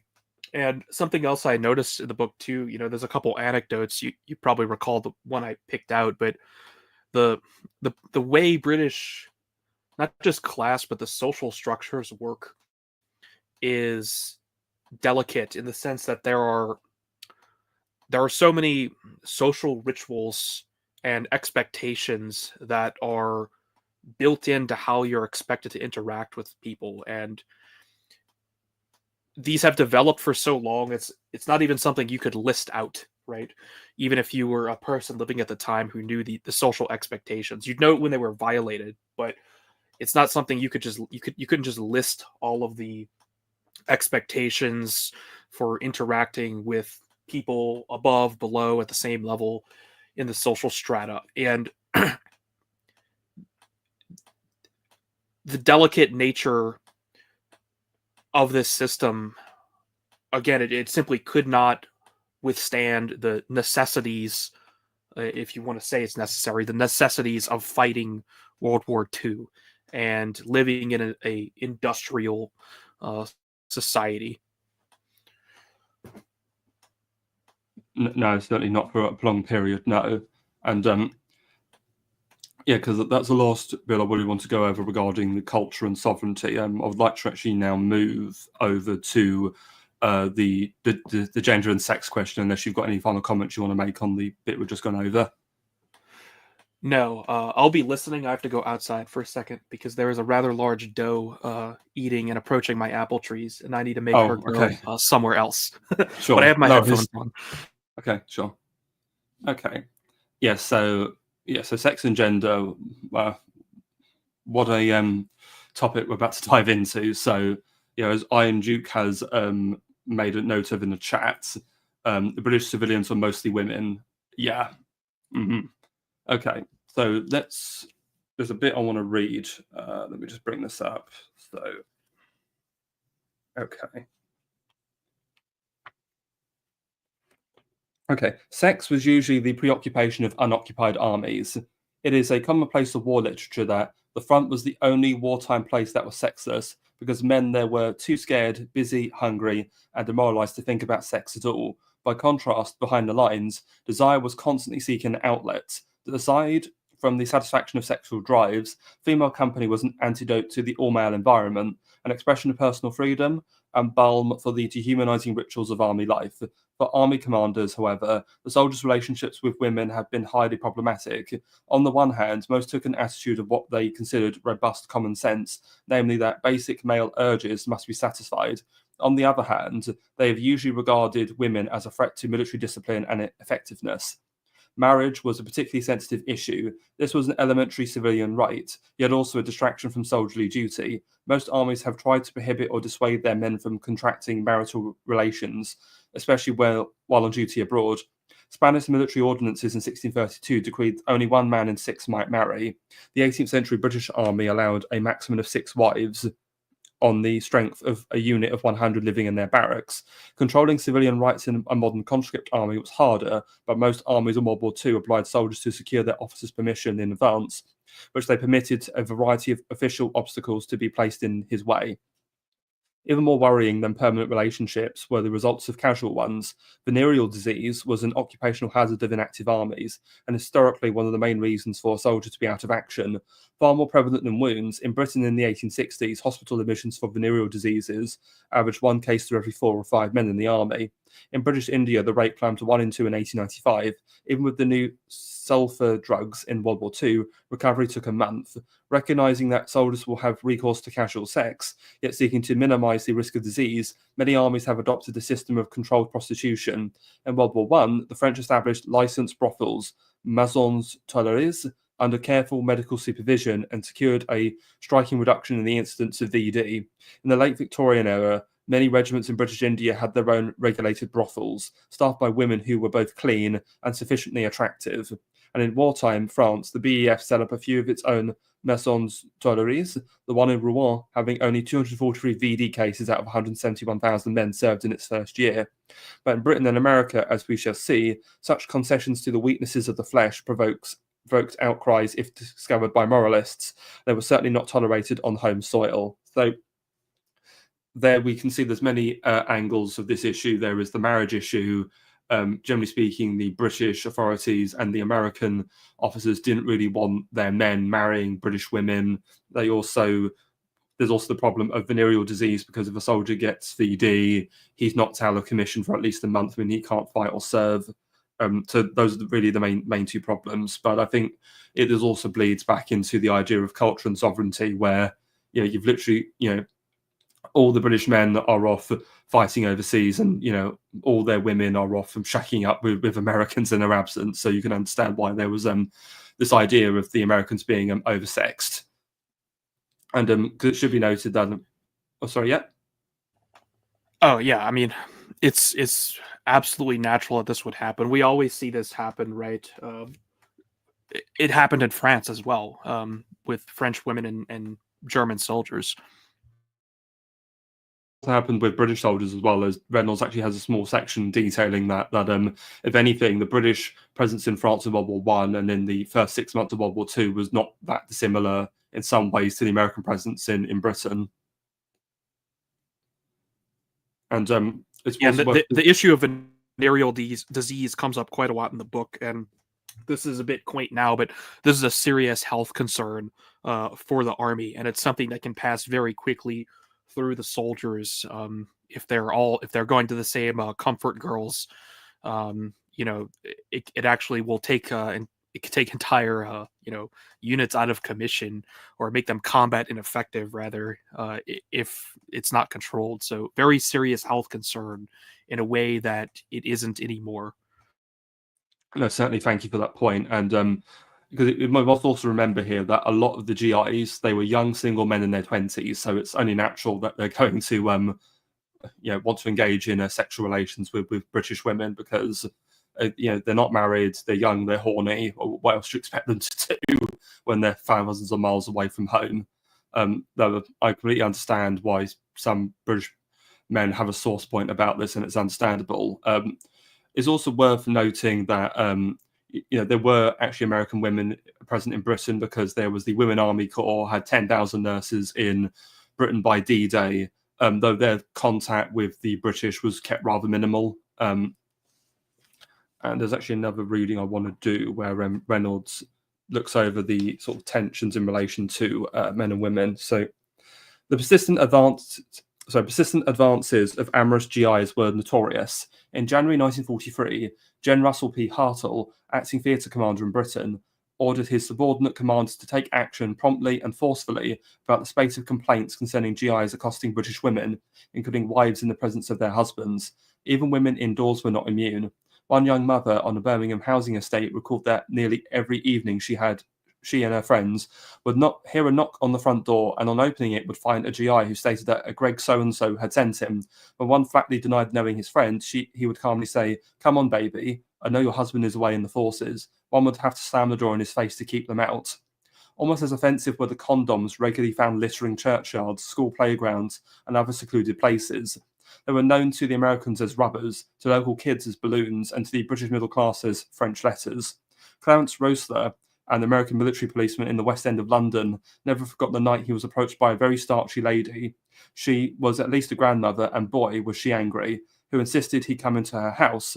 She pointed to the mail slot in the door, telling him it was for letters of the Royal Mail variety, and not these, and then presented him with a shiny brass wastebasket, at least half full of used condoms. The prevalence of GI promiscuity and of what today would be called sexual harassment cannot be doubted, but the fault was not all on one side. If it was a commonplace that many British females were as oversexed as American males. The locus classicus for this was Piccadilly Circus on the edge of London's theatre district, where the statue of Eros, the Greek aspect of sex and love, known as Cupid in the Roman tradition, through boarded up against bombs, remained very much the genius loci. Few who visited Piccadilly during the war forgot the experience. The ARC's Rainbow Corner Club was right there, at the bottom of Shaftesbury Avenue. GI Robert Arbib recalled the Americans surging in and out of it like a never-ending tide, in search of food, friends, dancing, and above all, girls. The girls were there everywhere, setting their price according to the soldiers' rank. At the underground entrance they were thickest, and as the evening grew dark, they shone torches on their ankles as they walked, and bumped into their shoulders, murmuring, "Hello, Yank, hello, soldier, hello, dearie." Around the dark edges of the circus, the more elegantly clad of them would stand quietly, in their furs and silks, awaiting officer clientele.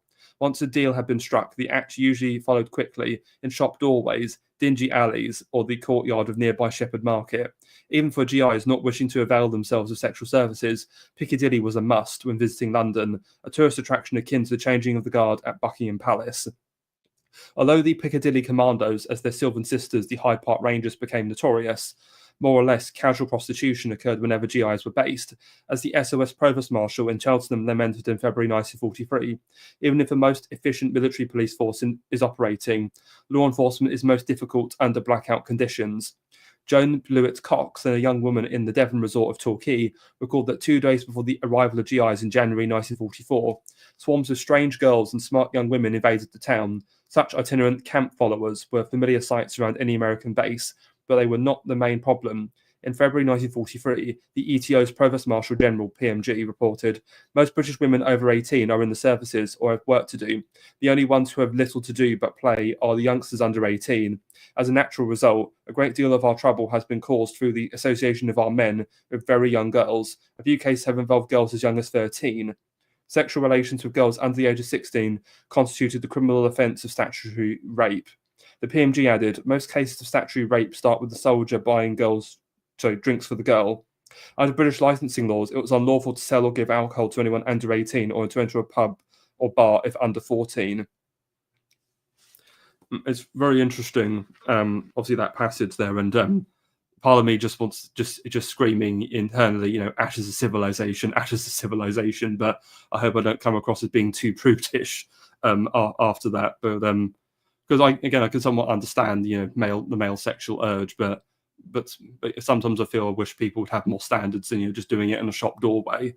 Yeah, do you want to add anything? Well, yeah, it's worth commenting on the condition of Great Britain at the time because of what you call the Blitz. You have a lights out policy where there basically are no lights on at night at all in Great Britain. So these towns or London, which is also partially bombed out, quite literally become these deep, dark urban jungles. And you can just do this sort of thing in shop doorways or alleys or whatever, because literally no one can see you, right? It's pitch dark. There's no light, and you have, multi-story buildings potentially around you blocking out any ambient light coming in from the distance. So it really is very dark. And so that sort of permits these sort of things to happen. You mentioned that one anecdote about the GI harassing the married woman at her house. One of the things commented on later in the book is relationships between husband and wife could sustain 2 years of absence, but once it got to the third year, even deeply religious people would start to break. And obviously, that sort of time period did pass for both the men and women. And you also mentioned too, this is important not to forget, that the British women were mobilized too in the factories. So working age women, not in a sexual way, but who could be employed in a factory, they were also doing that. So including married women too with children at home. So this is really this is the beginning of the sexual revolution in Great Britain. I mean, if you want to, you can date it earlier, but the idea of a sort of if we sort of transplant the concept of the American boomer onto Great Britain and consider things like the Beatles and whatever, the 1960s was not the beginning of the sexual revolution. It actually, there was a miniature, not even miniature, there was a real sexual revolution in the years 1940, let's say 42 to 45 in Great Britain, because the women were all mobilized and put into the workforce as, single working entities who, earned their own money in factories doing that sort of labor. And there was this sexual revolution happening as well because of the war and because of the opportunities for that, given the foreign troops that were in the country. And obviously, this is very enticing because you're living in very bad conditions, and these men with lots of money and food come in. There were several relationships that were maintained, not just several, many relationships were maintained purely because the American men could get the women access to food, right? They're interested in resources. This is what women are after. So yeah, I mean, it was a full-on sexual revolution in Great Britain during the war years that was precursor to the one we normally think of. And I would just say that that sexual revolution later on that we normally associate with the 60s and boomers was really just a continuation of what had actually already happened. And yeah, it looks like the doe is back, so I'm going to go chase her off again while you Oh, speak. okay. Okay. Well, hopefully she goes this time. Right. So, just off the back of this, one thing I will say is the authorities in question didn't really care that the American GIs were doing this, because if they're having fun and they're doing their job as soldiers, they don't really care. The main concern of the authorities was actually the spread of VD, and it's interesting because Reynolds comments on the attitude towards it, because Britain had an attitude of essentially, sexual health and prostitution is a private matter, not a public one. And it's actually the Americans who had a much more public health attitude towards this. And because during the early years of the war, as a lot of men were getting ready to be sent to Britain, a lot of men were actually contracting VD in places like New York. And the reason this is happening is because obviously, what one last fuck before you get on the boat to Britain with a local prostitute. And it's even been argued that some men did this. They deliberately caught VD, hoping it would be excused to military service. And so as a result, the American domestically massively cracked down on VD. They regularly enforce, banning prostitution. And what ends up happening is that when the GIs come into Britain, the American military just say, no, we're really going to clamp down on the VD spread. We don't mind men having sex with girls, but they've got to have, their prophylactics, they've got to have their condoms, and we've got to have adequate facilities to eliminate VD, because we can't have that ruining the combat performance in a war zone fundamentally. And it's worth noting that the peak of it was in 1942. You had 58 cases of VD per 1,000 in December 1942. And also, we just mentioned Piccadilly. Well, London was actually the epicenter of the VD epidemic, because 30% of US and 40% of all Canadian men who caught VD caught it in London. And there was even a New York Times article in June 1943 that claims that GIs were 25% more likely to contract VD in Britain than in America. And this problem was also exacerbated because the Americans did not have their own supply of condoms until 1943, and so they had to rely on British supplied ones. But there's a joke that they were no good because they were too small. Ha ha ha ha. Because I mentioned about some troops already arrived with VD. That was a problem. Okay, and we're going back to the issue of fidelity. As Charlemagne said, because most marriages could survive 2 years, but in the third year, a lot of the women broke down and ended up committing adultery. It should be noted that a lot of the women who were married that committed adultery were not actually married for that long, because there was a spate of marriages in Britain of soldiers to women in 1938, 1939, and 1940. So there's a lot of marriages happening in that period. The men then are deployed overseas. And so imagine you're a woman, you're married to your husband, you don't really know him, you kind of just marry him on that spur of the moment, and you don't really know him, he's deployed overseas, and you're separated for a long time. So this combination is what ultimately leads to a lot of these cases of adultery. And some of these cases of adultery do actually result in obviously bastard children. And when a lot of soldiers return, in most cases, women are actually forgiven by their husbands, but there are cases of where they are not forgiven, and there's actually a surge in divorce where I think in 45 to 46, 60% of all soldier marriages ended up in all soldier marriages that ended up in divorce, 60% of those divorces were initiated by the man, which is unusual because usually the women are the ones who tend to initiate divorce. And there's actually a comment from Iron Duke. Britain had relatively high murder rates in 45-46 as men returned from overseas. I see what you're implying there, Iron Duke. Yeah, that did happen in some cases.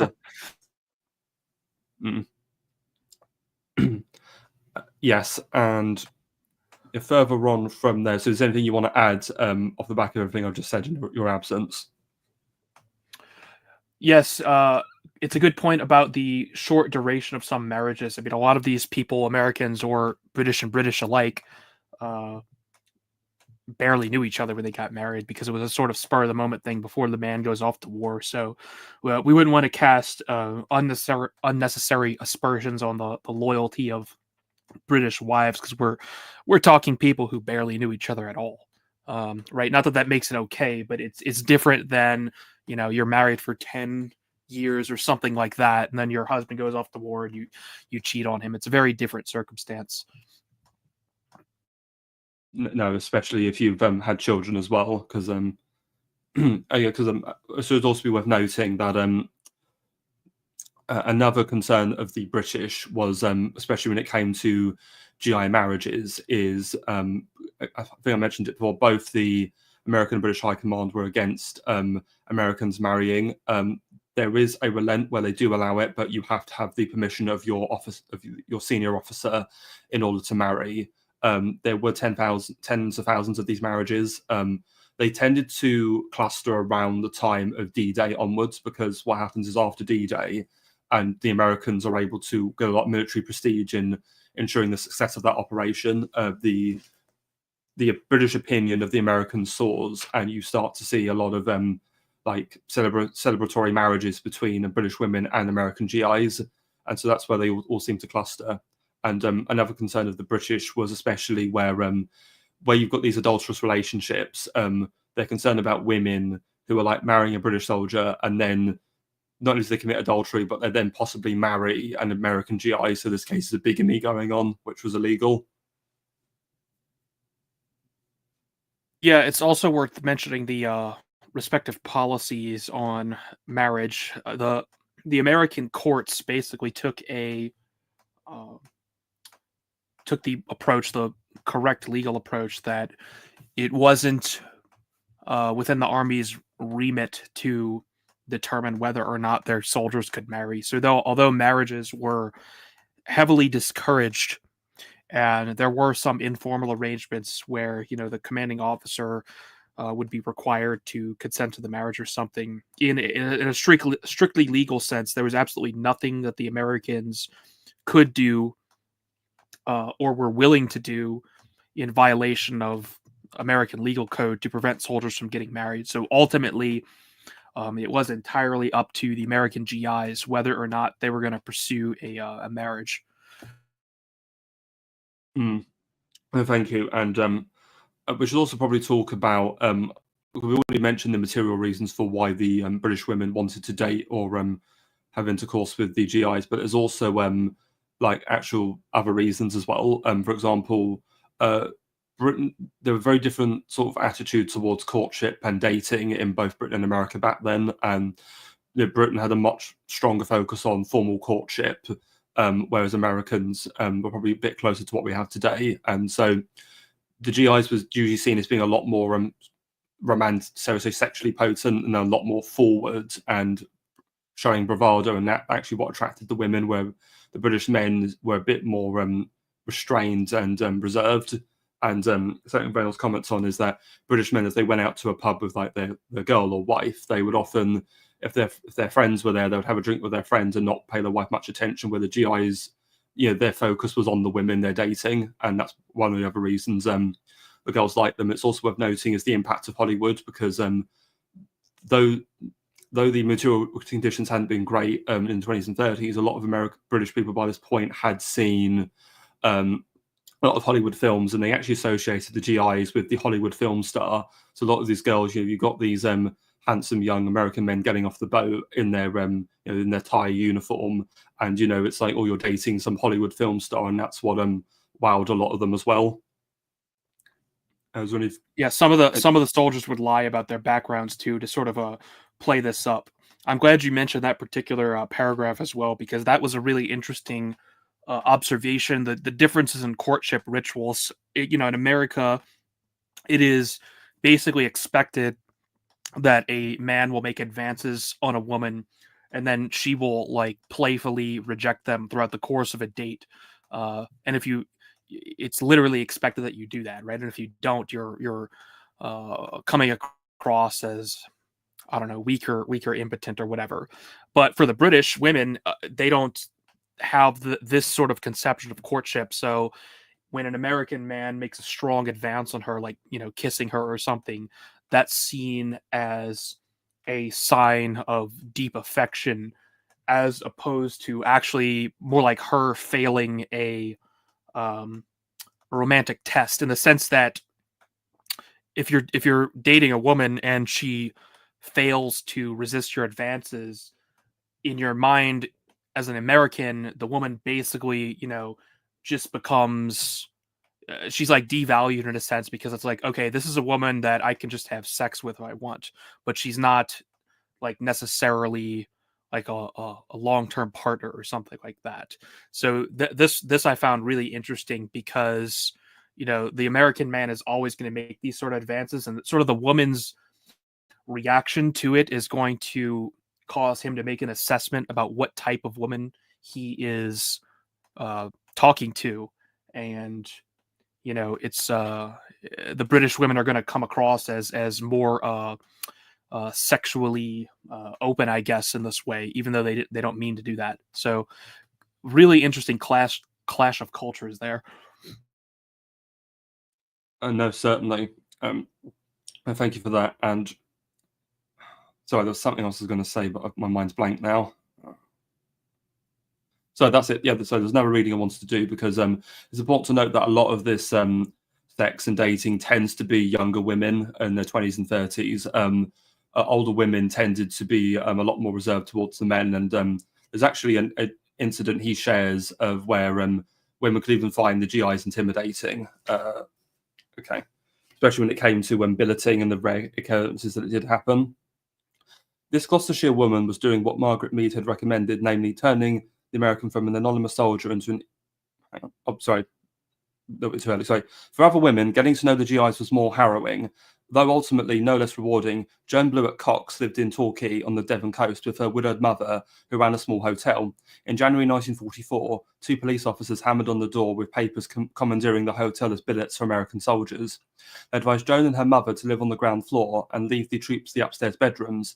One of the policemen then turned to Joan and said that the Yanks were overpaid, oversexed, and would be right here, adding with a horrible laugh that she was in for the time of her life. In fact, as they later discovered, the authorities could not have forced 2 lone women without a man in the house to take in troops, but at the time, their representations had no effect. The most helpful advice they got from one British officer was to move out as much furniture as possible and keep their own doors locked. Joan was truly scared. Although at work, she was an only child and her father had died when she was a baby, she had no experience of men in the house, let alone Americans. The 2 women moved the furniture into one bedroom, took up the carpets, and waited.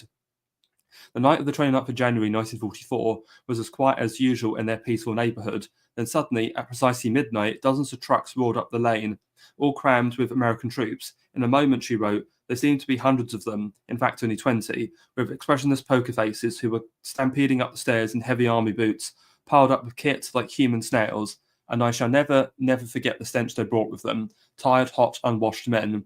All night she and her mother hardly slept as the shouting and crashing went on above and around them, reverberating off the bare boards. At first the GIs were highly suspicious of us. They never smiled and would meet us round a corner as though ready to attack. None of them had any idea where they were, and several asked us where the enemy was. Some apparently thought they were in Germany. At night, the curfew was no restraint. Behind locked doors, we listened to the drunks trying to scale up the drain pipes and wall before being dragged in amid more crashing through the windows. The electricity regularly fused. One GI swung from the ceiling on a light flex. Yet Joan Blewett Cox never needed her emergency hat pin. In time, she and her mother discovered that most of their unwelcome guests were simple at heart, worried about wives or girlfriends back home, and most of all fearful of the Germans. We began to feel almost motherly towards these men. And finally, my mother asked the sergeant in charge if he thought any of the lads would like to come down in the evenings for an hour, about a couple of evenings per week, just to sit by the fire and listen to the radio in a comfortable chair. The following evening, 2 embarrassed men duly knocked on the door. They sat silently and awkwardly, as though they weren't used to sitting in an easy chair. I got on with some sewing and turned on the radio for the news in order to avoid having forced conversation. Their hospitality hardly seems to have been a success, but to their surprise, 2 other GIs came down the following evening. Gradually, the ice thawed. So you can see there, obviously, if you're a middle-aged woman and you suddenly have 20 young, sweaty men just show up at your house, you understand why you'd be intimidated as well. But I guess it also shows that there weren't really anything to fear ultimately. So No, for the most part, no. But yeah, obviously that would be completely terrifying for two women in their house to put up with. And yeah, of course they don't know their rights or anything. That the police can't actually force these men in here. But what do they know? The police show up and tell you you're going to have a platoon billeted in your house. I mean, what do you do? And yeah, it's like the story about how they basically trash the room because they're just up there. They're just literally just stuck up there in a room basically and have nothing to do but drink and try and literally bounce off the walls and stuff. But yeah, eventually this is something we haven't touched on yet. I mean, a lot of British people had positive associations with the Americans and invited them into their homes, and a lot of the Americans sort of I guess willingly ended up billeted with British households because they'd be invited over to stay for holidays and things like that. So there were, in addition to the negatives, we should say that there were many positive relationships as well developed between the Americans and the British. And yeah, the story does ultimately show to highlight that, the Americans on the whole weren't just some sort of rapacious band of barbarians, out to pillage and rape everything they came across. Although things like that certainly did happen.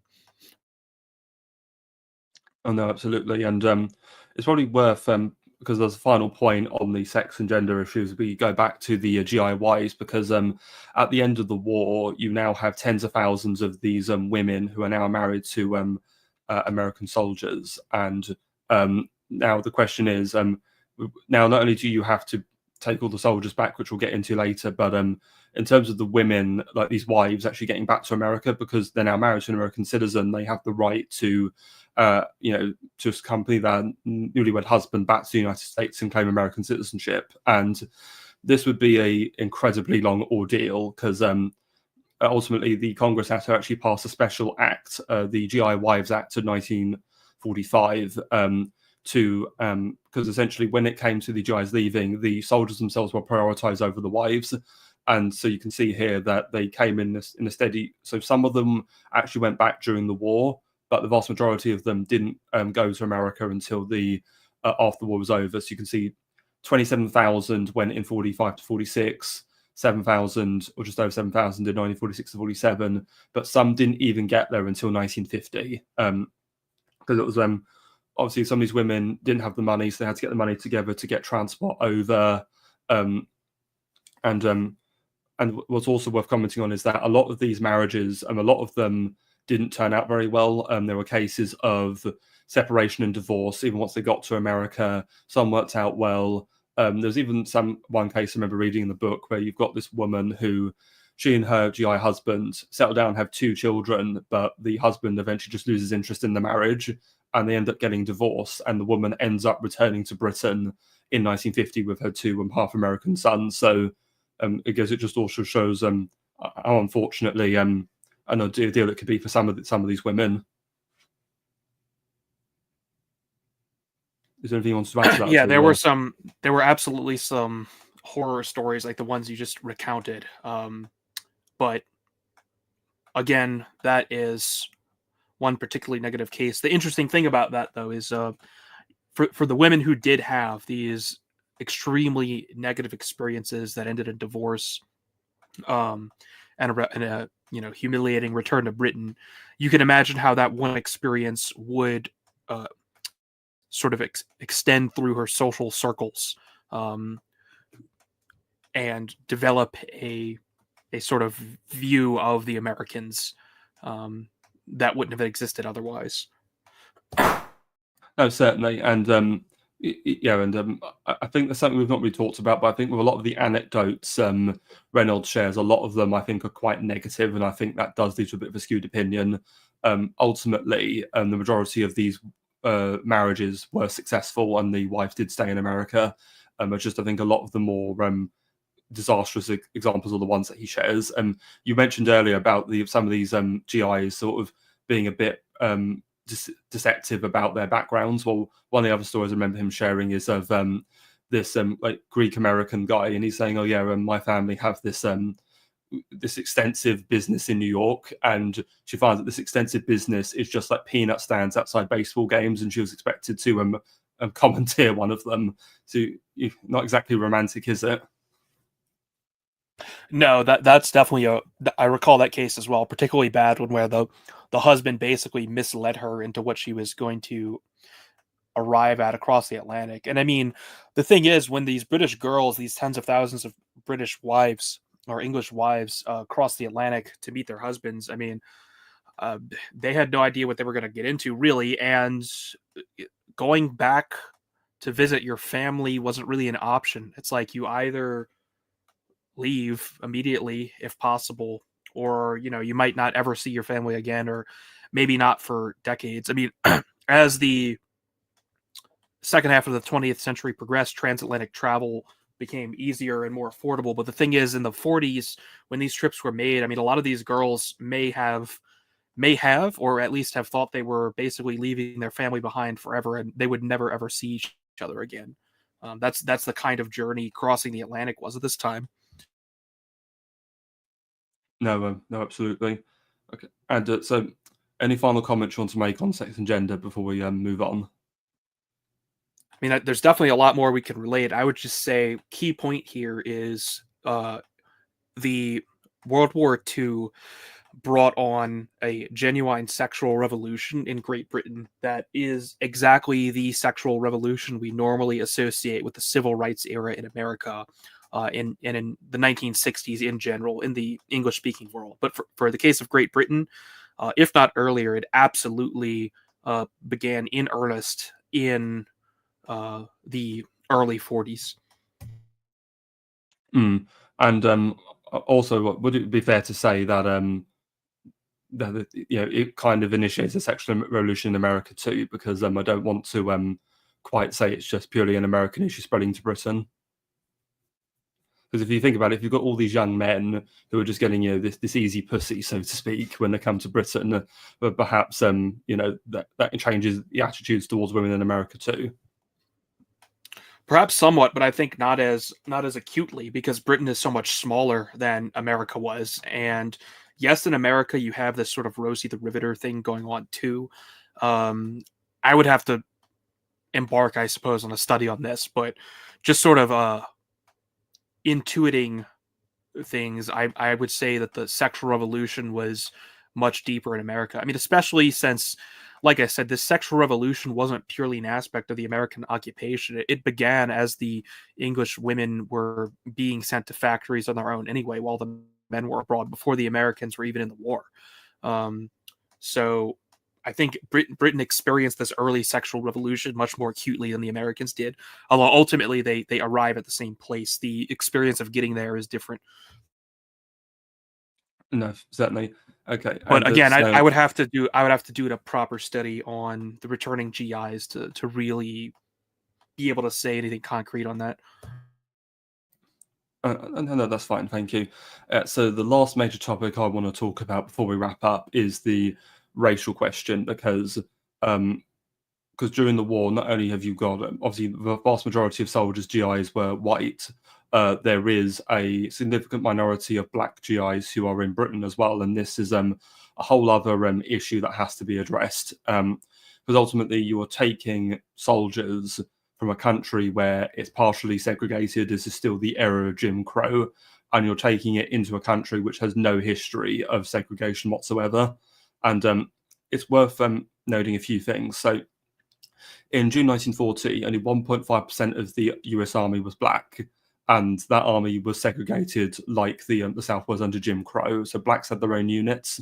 And when it came to officers, blacks could serve as officers, though that was incredibly rare. In fact, I think as of that time, there were only 5 officers in the U.S. Army that were black, and 2 of them were father and son, and Benjamin O. Davis Senior and Junior. And it's in one of the very first cases of affirmative action, FDR actually promotes Benjamin O. Davis Senior to be the very first African American general in American history. So, regarding the sexual revolution in Britain, as we'll get into, I largely see, let's just say, it wasn't an accident that the civil rights occurred in the 50s and 60s in America so soon after the war, because we'll get into it. It almost was, in a kind of way, sort of put top down from army policy, and I think it was also a consequence of the attitudes of the British towards blacks in Britain. Is there anything you want to add to that at all? Or?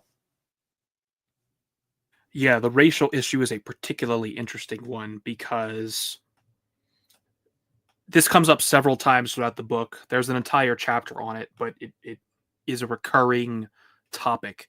I get the sense that the author is sort of intentionally papering over some of the more, shall we say, negative aspects of the racial issues. There is a lot of pandering in here to, the poor African Americans were so mistreated by the whites because the whites would go into an English pub and attack the black man, and the British were offended because, it's just not something you would do, which, fair enough. Like, there were very few blacks in Great Britain at the time, but Britain did not have this concept of segregation, but mostly because they simply didn't have blacks. And there were issues too where, overseas, black subjects of the British suddenly began to experience what you'd call segregation, where they hadn't before because of the American presence.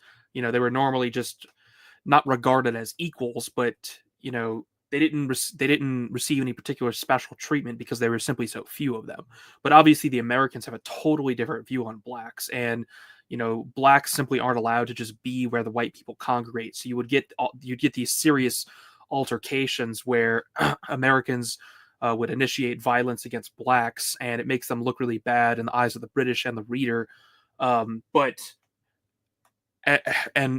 author comments on some cases of rape and things like that too. He particularly recounts one particularly long story where this black man allegedly raped a British girl, and it looks like she had actually led him on and then lied about it after the fact, and he was forced into a false confession. But it's like, okay, for however many stories there are of that, how many stories are you not telling us about the real issues, shall we say, with having the blacks in Britain? Yes, because it's worth noting, because I remember American Krogan did a video on this about sort of, shall we say, the sexual activities of American blacks in occupied Europe, and let's just say they're not exactly positive. And I'll leave it at that. And that is part of the aspect. And I think one of the issues is there's this idea that British have this idea of fair play. Oh, it's not right just to randomly attack a black man in the streets, and he's a fellow like you or me. And but it's also worth noting that the British don't have an entirely egalitarian view of black people even back then. I think the main point of contention would have been on sex and love. A white man would have no problem, having a black man as he's, meeting one in the street, or even having a drink with him in the pub. But if you want to marry his daughter, he would have hard no to say to you, which was understandable. And so there was a limit to how much equality British people were going to tolerate. But and to just going back to this, the negative anecdotes. Yeah, so in this chapter, or these chapters regarding the race issue, is all of the anecdotes are overwhelmingly negative. Yeah, it's literally just like black man's having a drink in the pub, American GI just comes in and just like punches him in the face randomly, and it almost seems a little bit cartoonish. And again, I as you said, I do wonder whether what cases are you not telling us. But furthermore from that, just to go back to this idea of like affirmative action, because FDR actually stipulates that because the black population at the time was 10%, FDR says, right, I want 10% of the US Army to be black. And they only accomplished 7.4% by the end of the war, but obviously that's a significant increase from the 1.5% you have at the beginning of the war. Though it is important to note that the vast majority of blacks were either in the Air Force. So not the Air Force. Sorry, they entered the Air Force for the first time because they tended to be overrepresented in support roles in the army. So in that's the supply corps, catering, etc., and not in actual combat roles or the Air Force. It's important to note as well that obviously you've got the idea of the Southern military tradition. So a lot of the officer corps are from the South, and a lot of troops are from the South, and so their opinions have to be considered. And so there's an army directive of November 1940 which upheld the principle set out by the Supreme Court case Plessy v. Ferguson in 1896, that of the doctrine of separate but equal. And so there was also to be no geographic limit to where black GIs would be to be deployed. There were about 8,000 of them in Britain by 1939. Sorry, that's black population in Britain, not the GIs, but that just shows you how small it was, and they were largely confined to the coastal ports, so London, Liverpool, etc. And what's also interesting is that the very first conflict you kind of see with the Americans and blacks is where some American GIs are stationed in the British Caribbean as part of the Destroyers for Bases deal, and there are some conflicts with the local population, and especially when it comes to the GIs wanting to have a marriage with a Caribbean woman, which if they were hostile to them marrying British women, you can imagine what the feelings would have been when marrying a Jamaican woman, for example. So because of the segregation, that's also again tied into the issue of sovereignty, where the British feel the blacks shouldn't be segregated because you're on British soil, but Americans insist no, they are to be segregated, or we should have a riot and from the army. So that is what happens, and that further compounds the space issue, where not only have you got to accommodate and house all of the white troops, but you've now got to have separate facilities for all the black soldiers as well.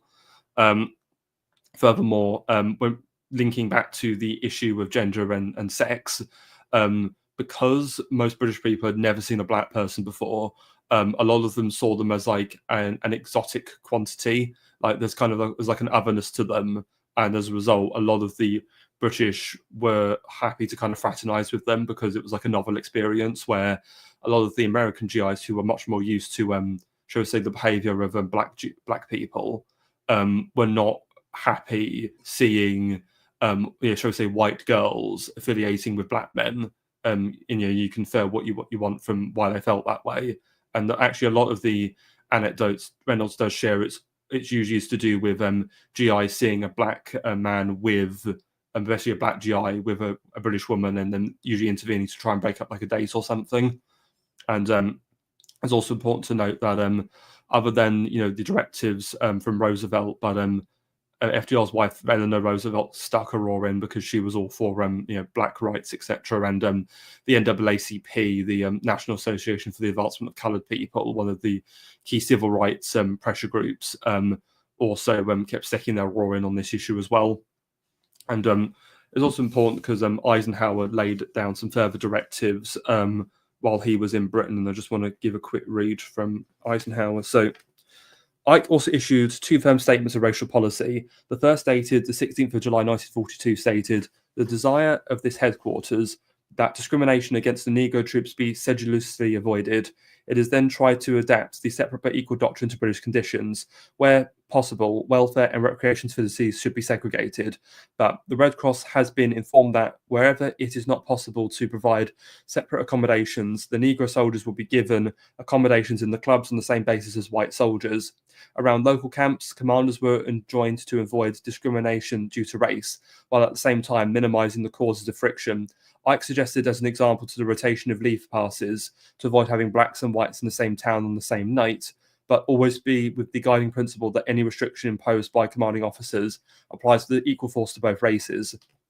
On the 5th of September, Eisenhower issued a further circular to the commanders. It made clear that any overt colour bar was unacceptable in Britain. Undoubtedly, a considerable association of coloured troops with British white population, both men and women, will take place on a basis mutually acceptable to the individuals concerned. Any attempt to curtail such an association by official orders or restrictions is unjustified and must not be attempted. The rest of the circular was devoted to racial epithets, often the cause of fistfights. Ike stated categorically, The spreading of derogatory statements concerning the character of any group of the United States troops, either white or coloured, must be considered as conduct prejudicial to good order and military discipline, and offenders must be promptly punished. Ike also insisted that the circular must not be handled in a routine or perfunctory manner, but brought to the attention of every officer in this theatre. So ultimately, you kind of have a partial segregation. The military barracks and accommodations are segregated, but British towns and especially pubs or any areas where GIs may choose to recreate were not segregated, and that's where a lot of the conflict would actually arise. Is there anything you want to add off the back of that at all, or? Yeah, well, it's just emblematic of the schizophrenia of the segregation, civil rights conflict, where in this era you have these top-down laws and orders coming down that say you cannot impose, you know, racially distinct areas. You have to have, or you have to at least have equal treatment. So you have this weird schizophrenic system where separate but equal, where you have to discriminate, but you have to pretend like it's not happening, which just causes these weird, nonsensical, illogical situations where the Americans have to pretend that segregation is not necessary or happening when it is, which makes the policies just not work at all. And at the ground level, the blacks and whites wanted and needed to be separated, but FDR and his wife, would not allow it. So you have this top down enforcement that practically could not be implemented on the ground. So you have to pretend to not segregate people while you are actually doing it. It just this entire system was always completely schizophrenic. It never made any sense, and because everyone on the ground understood why the segregation was necessary, but it was illegal to do it. No, certainly.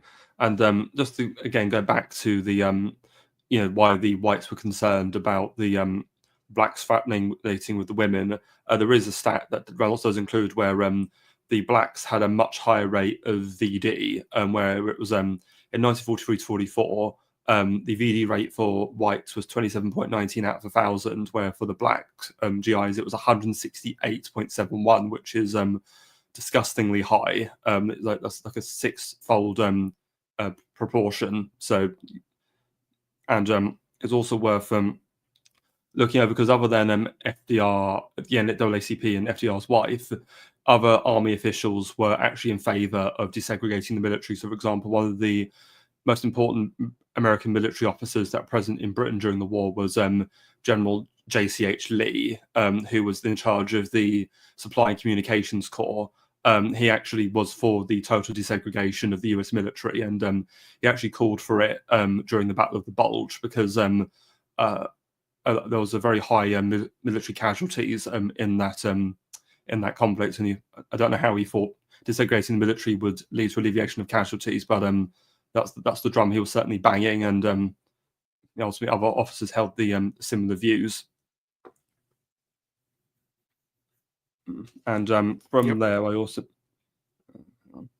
I just want to go over some other American opinions, because it's also worth noting that you've got the split between Northerners and Southerners. So obviously, you only have segregation in the South, but you don't in the North. But that's not to say the Northerners don't necessarily have an egalitarian view of the blacks either. Just trying to find a No, and really, segregation was much like the blacks were much more integrated into society in the South than they were in the North. So it's the opposite of what you might expect the experience to be, which is one of the reasons why the civil rights era in the South was so destructive, because similar to what happened in Great Britain, a literal occupying army came in and completely disturbed the delicately constructed social systems that existed for centuries. No, certainly.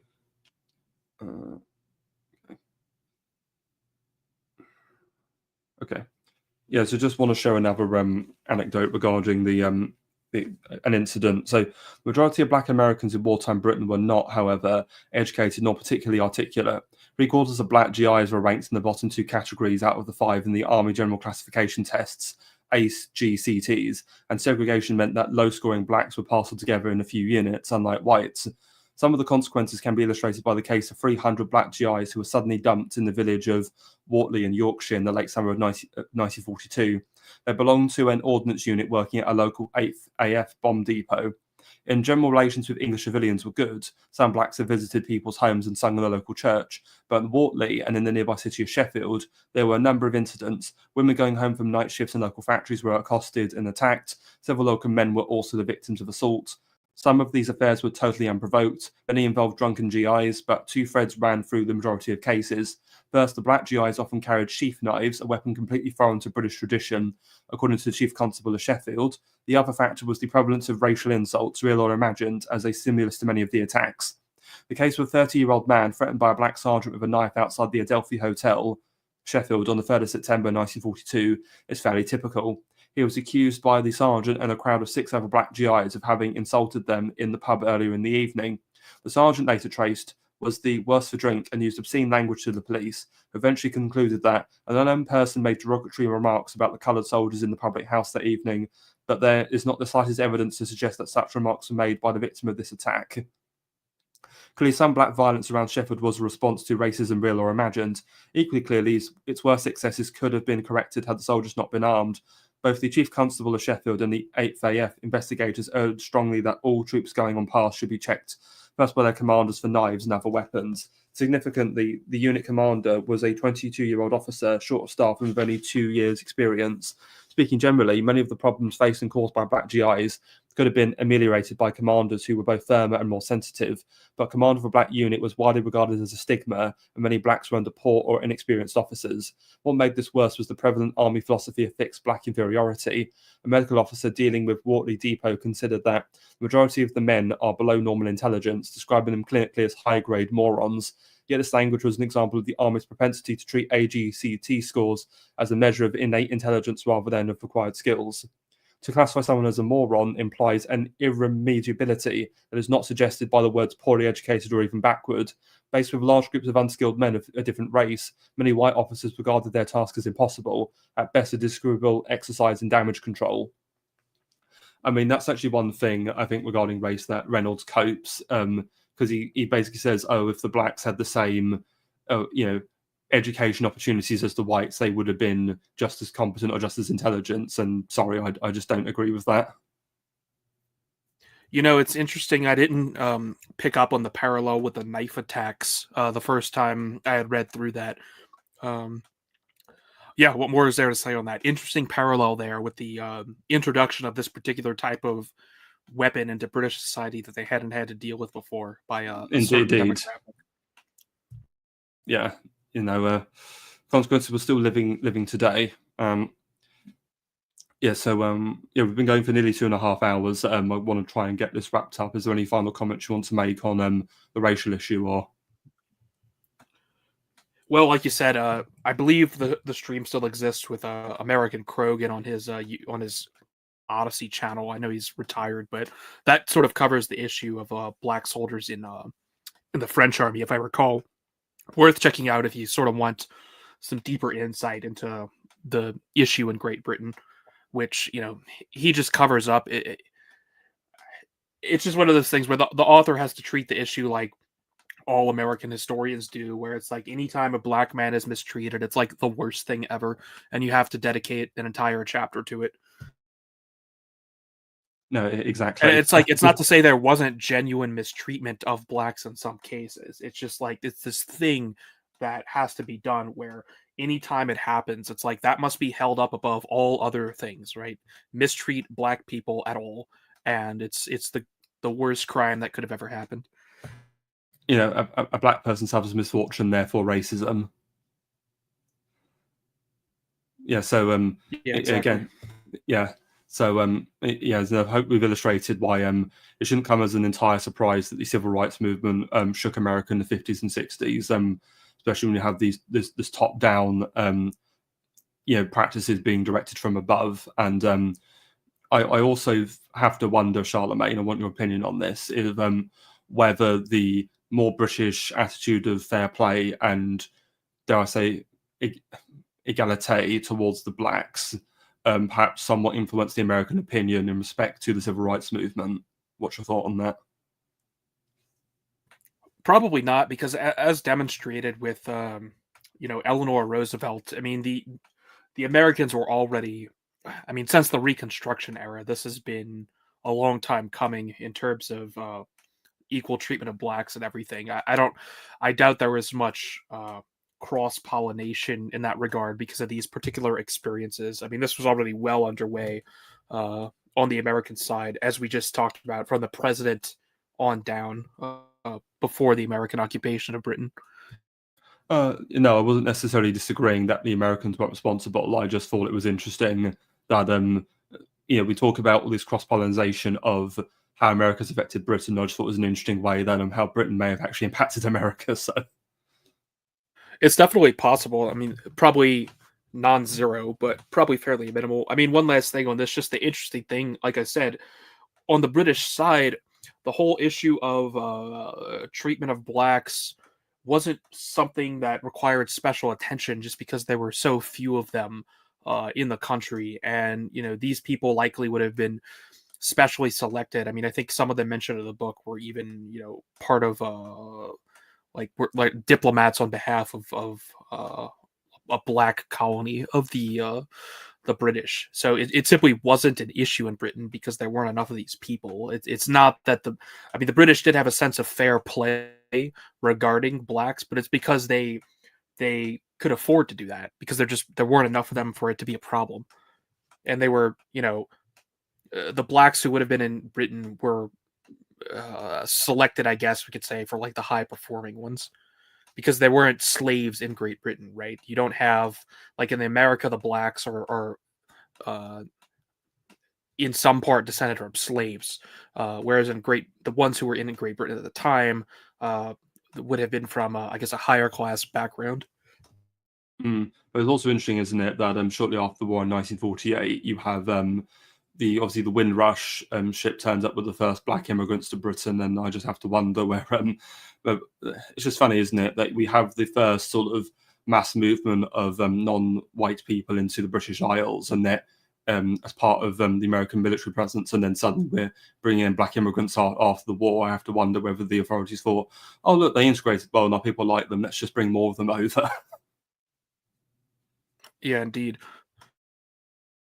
And it's also should be worth noting that, of course, because the year after the war in 46, Truman did also desegregate the US military. So, again, it's almost like they looked at, I can't help but think they looked at the dysfunctional situation where it's like, we're segregating them here, we're not segregating them there. Let's just make this simple and just abolish it altogether.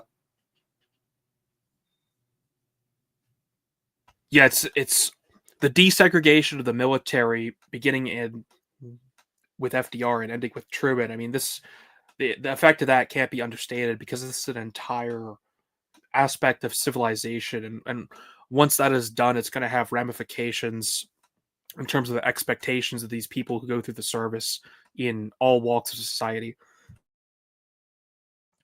Thank you.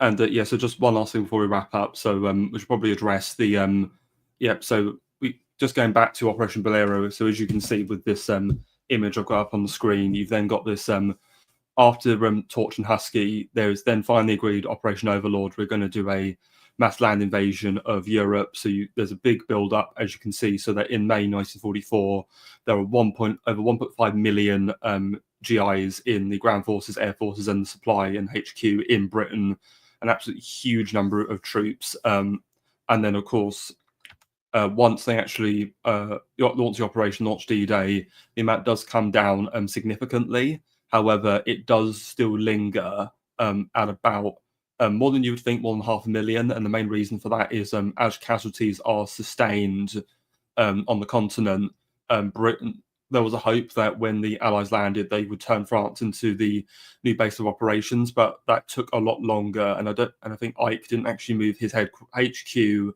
over until I think October 44. and a lot of the hospital facilities were not quite adequate in France. So Britain still ended up being the main convalescence area for GIs. So a lot of them were brought back to be given medical treatment, and that's why the numbers fluctuate there towards the end of 44, and especially when you have the Battle of the Bulge and the huge amount of casualties that were created as a result of that. But yeah, in terms of the actual end of the war itself, yeah, they do start to rapidly decrease, and so you can see it drops down to about, there's still 62,000 by November in 45, and the actual last American troops that do leave is actually an Air Force base in East Anglia in February 1946.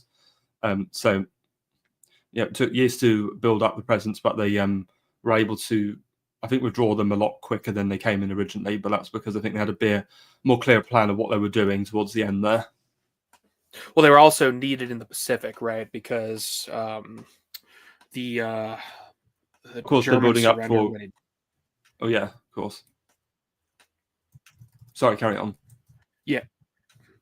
yeah, the Germans surrender in May, and the Japanese don't surrender until August. So, there's still a war on for the Americans. So obviously they're going to start shipping these soldiers to the front that remains open, and of course you have the invasion of Japan looming. So there's a genuine need to get these people where they need to belong, where they need to be.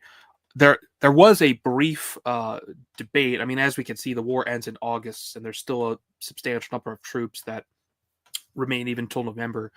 There was some debate over whether or not some American presence should be left in Great Britain to sort of maintain relations and sort of tighten the wartime alliance. But that was mostly from the British side. Roosevelt wanted the troops out, and he brought them home, and that was that really. And there were very few troops left after that until the Cold War. But that was as he gets into in the sort of epilogue of the book. That's a sort of different cadre of soldiers. This also caused, maybe it's time to bring it up now, this also caused issue with returning wives. I mean, the English wives who married, it was told to soldiers and the wives, partially in order to discourage that, you're not guaranteed citizenship or travel rights or something. And there was a sort of operation to actually get these women over to America, because shipping home the troops was the priority. And for something like a year after the end of the war, you have all these women, waiting and petitioning eventually to actually get shipped home to their husbands, or not home, but shipped to America to their husbands, because the war has ended, and they're waiting for months or even a year to actually be brought over to America. So there were I forget what was the name of the bill. Oh yeah, the War Brides Act, I believe it was called. Yes, the War Brides Act. Hilariously based name. Like, imagine having a bill like that now in Congress. So yeah, Congress passed the War Brides Act to actually establish a way to get all these women over from England to their husbands in America. No, there certainly is we went through that a bit more in the earlier section, but yeah. So we've really reached the end of the stream. Are there any final thoughts you want to share on this topic? I mean, the overall gist, I'd say, is on the book. The issue with the book that I have is it's quite clear that even in regard to this aspect of World War II history, it's simply unacceptable to offer any seriously revisionist takes. And from the title, you would sort of expect the outcome of the book to demonstrate the profoundly negative impact that the American occupation of Britain had on Great Britain. But that is, in fact, not the conclusion presented. A more balanced approach is taken. And I think that's a great disservice to the study of this period, because there's really no argument that Britain was worse off, not simply after the occupation, but the war. So to undergo this study and not output that conclusion is really unfortunate. It just goes to show the stranglehold that the standard narrative around World War II has, that even on this sort of side social issue to the war, it's still not acceptable in the mind of the author to offer any serious revision to it. Now, of course, this book was written in 95, I think. Yes, 95. Let's see, 95. So it would be interesting with the field more open now to see this sort of reopened, 30 years later. Um, what sort of takes and could be had now on this. That said, the book offers the necessary insights for us to extrapolate some of the negative conclusions that we can come to. It is quite long. It's like 400 or 500 pages. It's one of those books where if you really want to get into this topic, this is kind of the only way to do it. I think I don't know of any other book that is actually going to cover this period at all, or any other author cover this particular aspect of this period. That is. So yeah, those are really my concluding thoughts. Check out my Substack on charlemagne.substack.com for my review and some selected excerpts of the book. There's a free portion for free subs and paid portion for paid subs if you want to read the whole thing. But yeah, that's my concluding thoughts. No, thank you. And I'm just going to reassert what I said earlier, where ultimately I think what Reynolds is trying to do is there are criticisms of the idea of the special relationship or the relationship between Britain and America. And I think what he's doing with this is ultimately taking something that is a bit of an issue or something that's contentious, and he's just trying to paper over a lot of the cracks. And ideally we would have something that was a bit more polemic or a bit more really critically incisive, and just shows it for, to use the expression, of warts and all, just show everything in them, even if it's quite bad, because I think we're doing ourselves a disservice by not addressing the truth.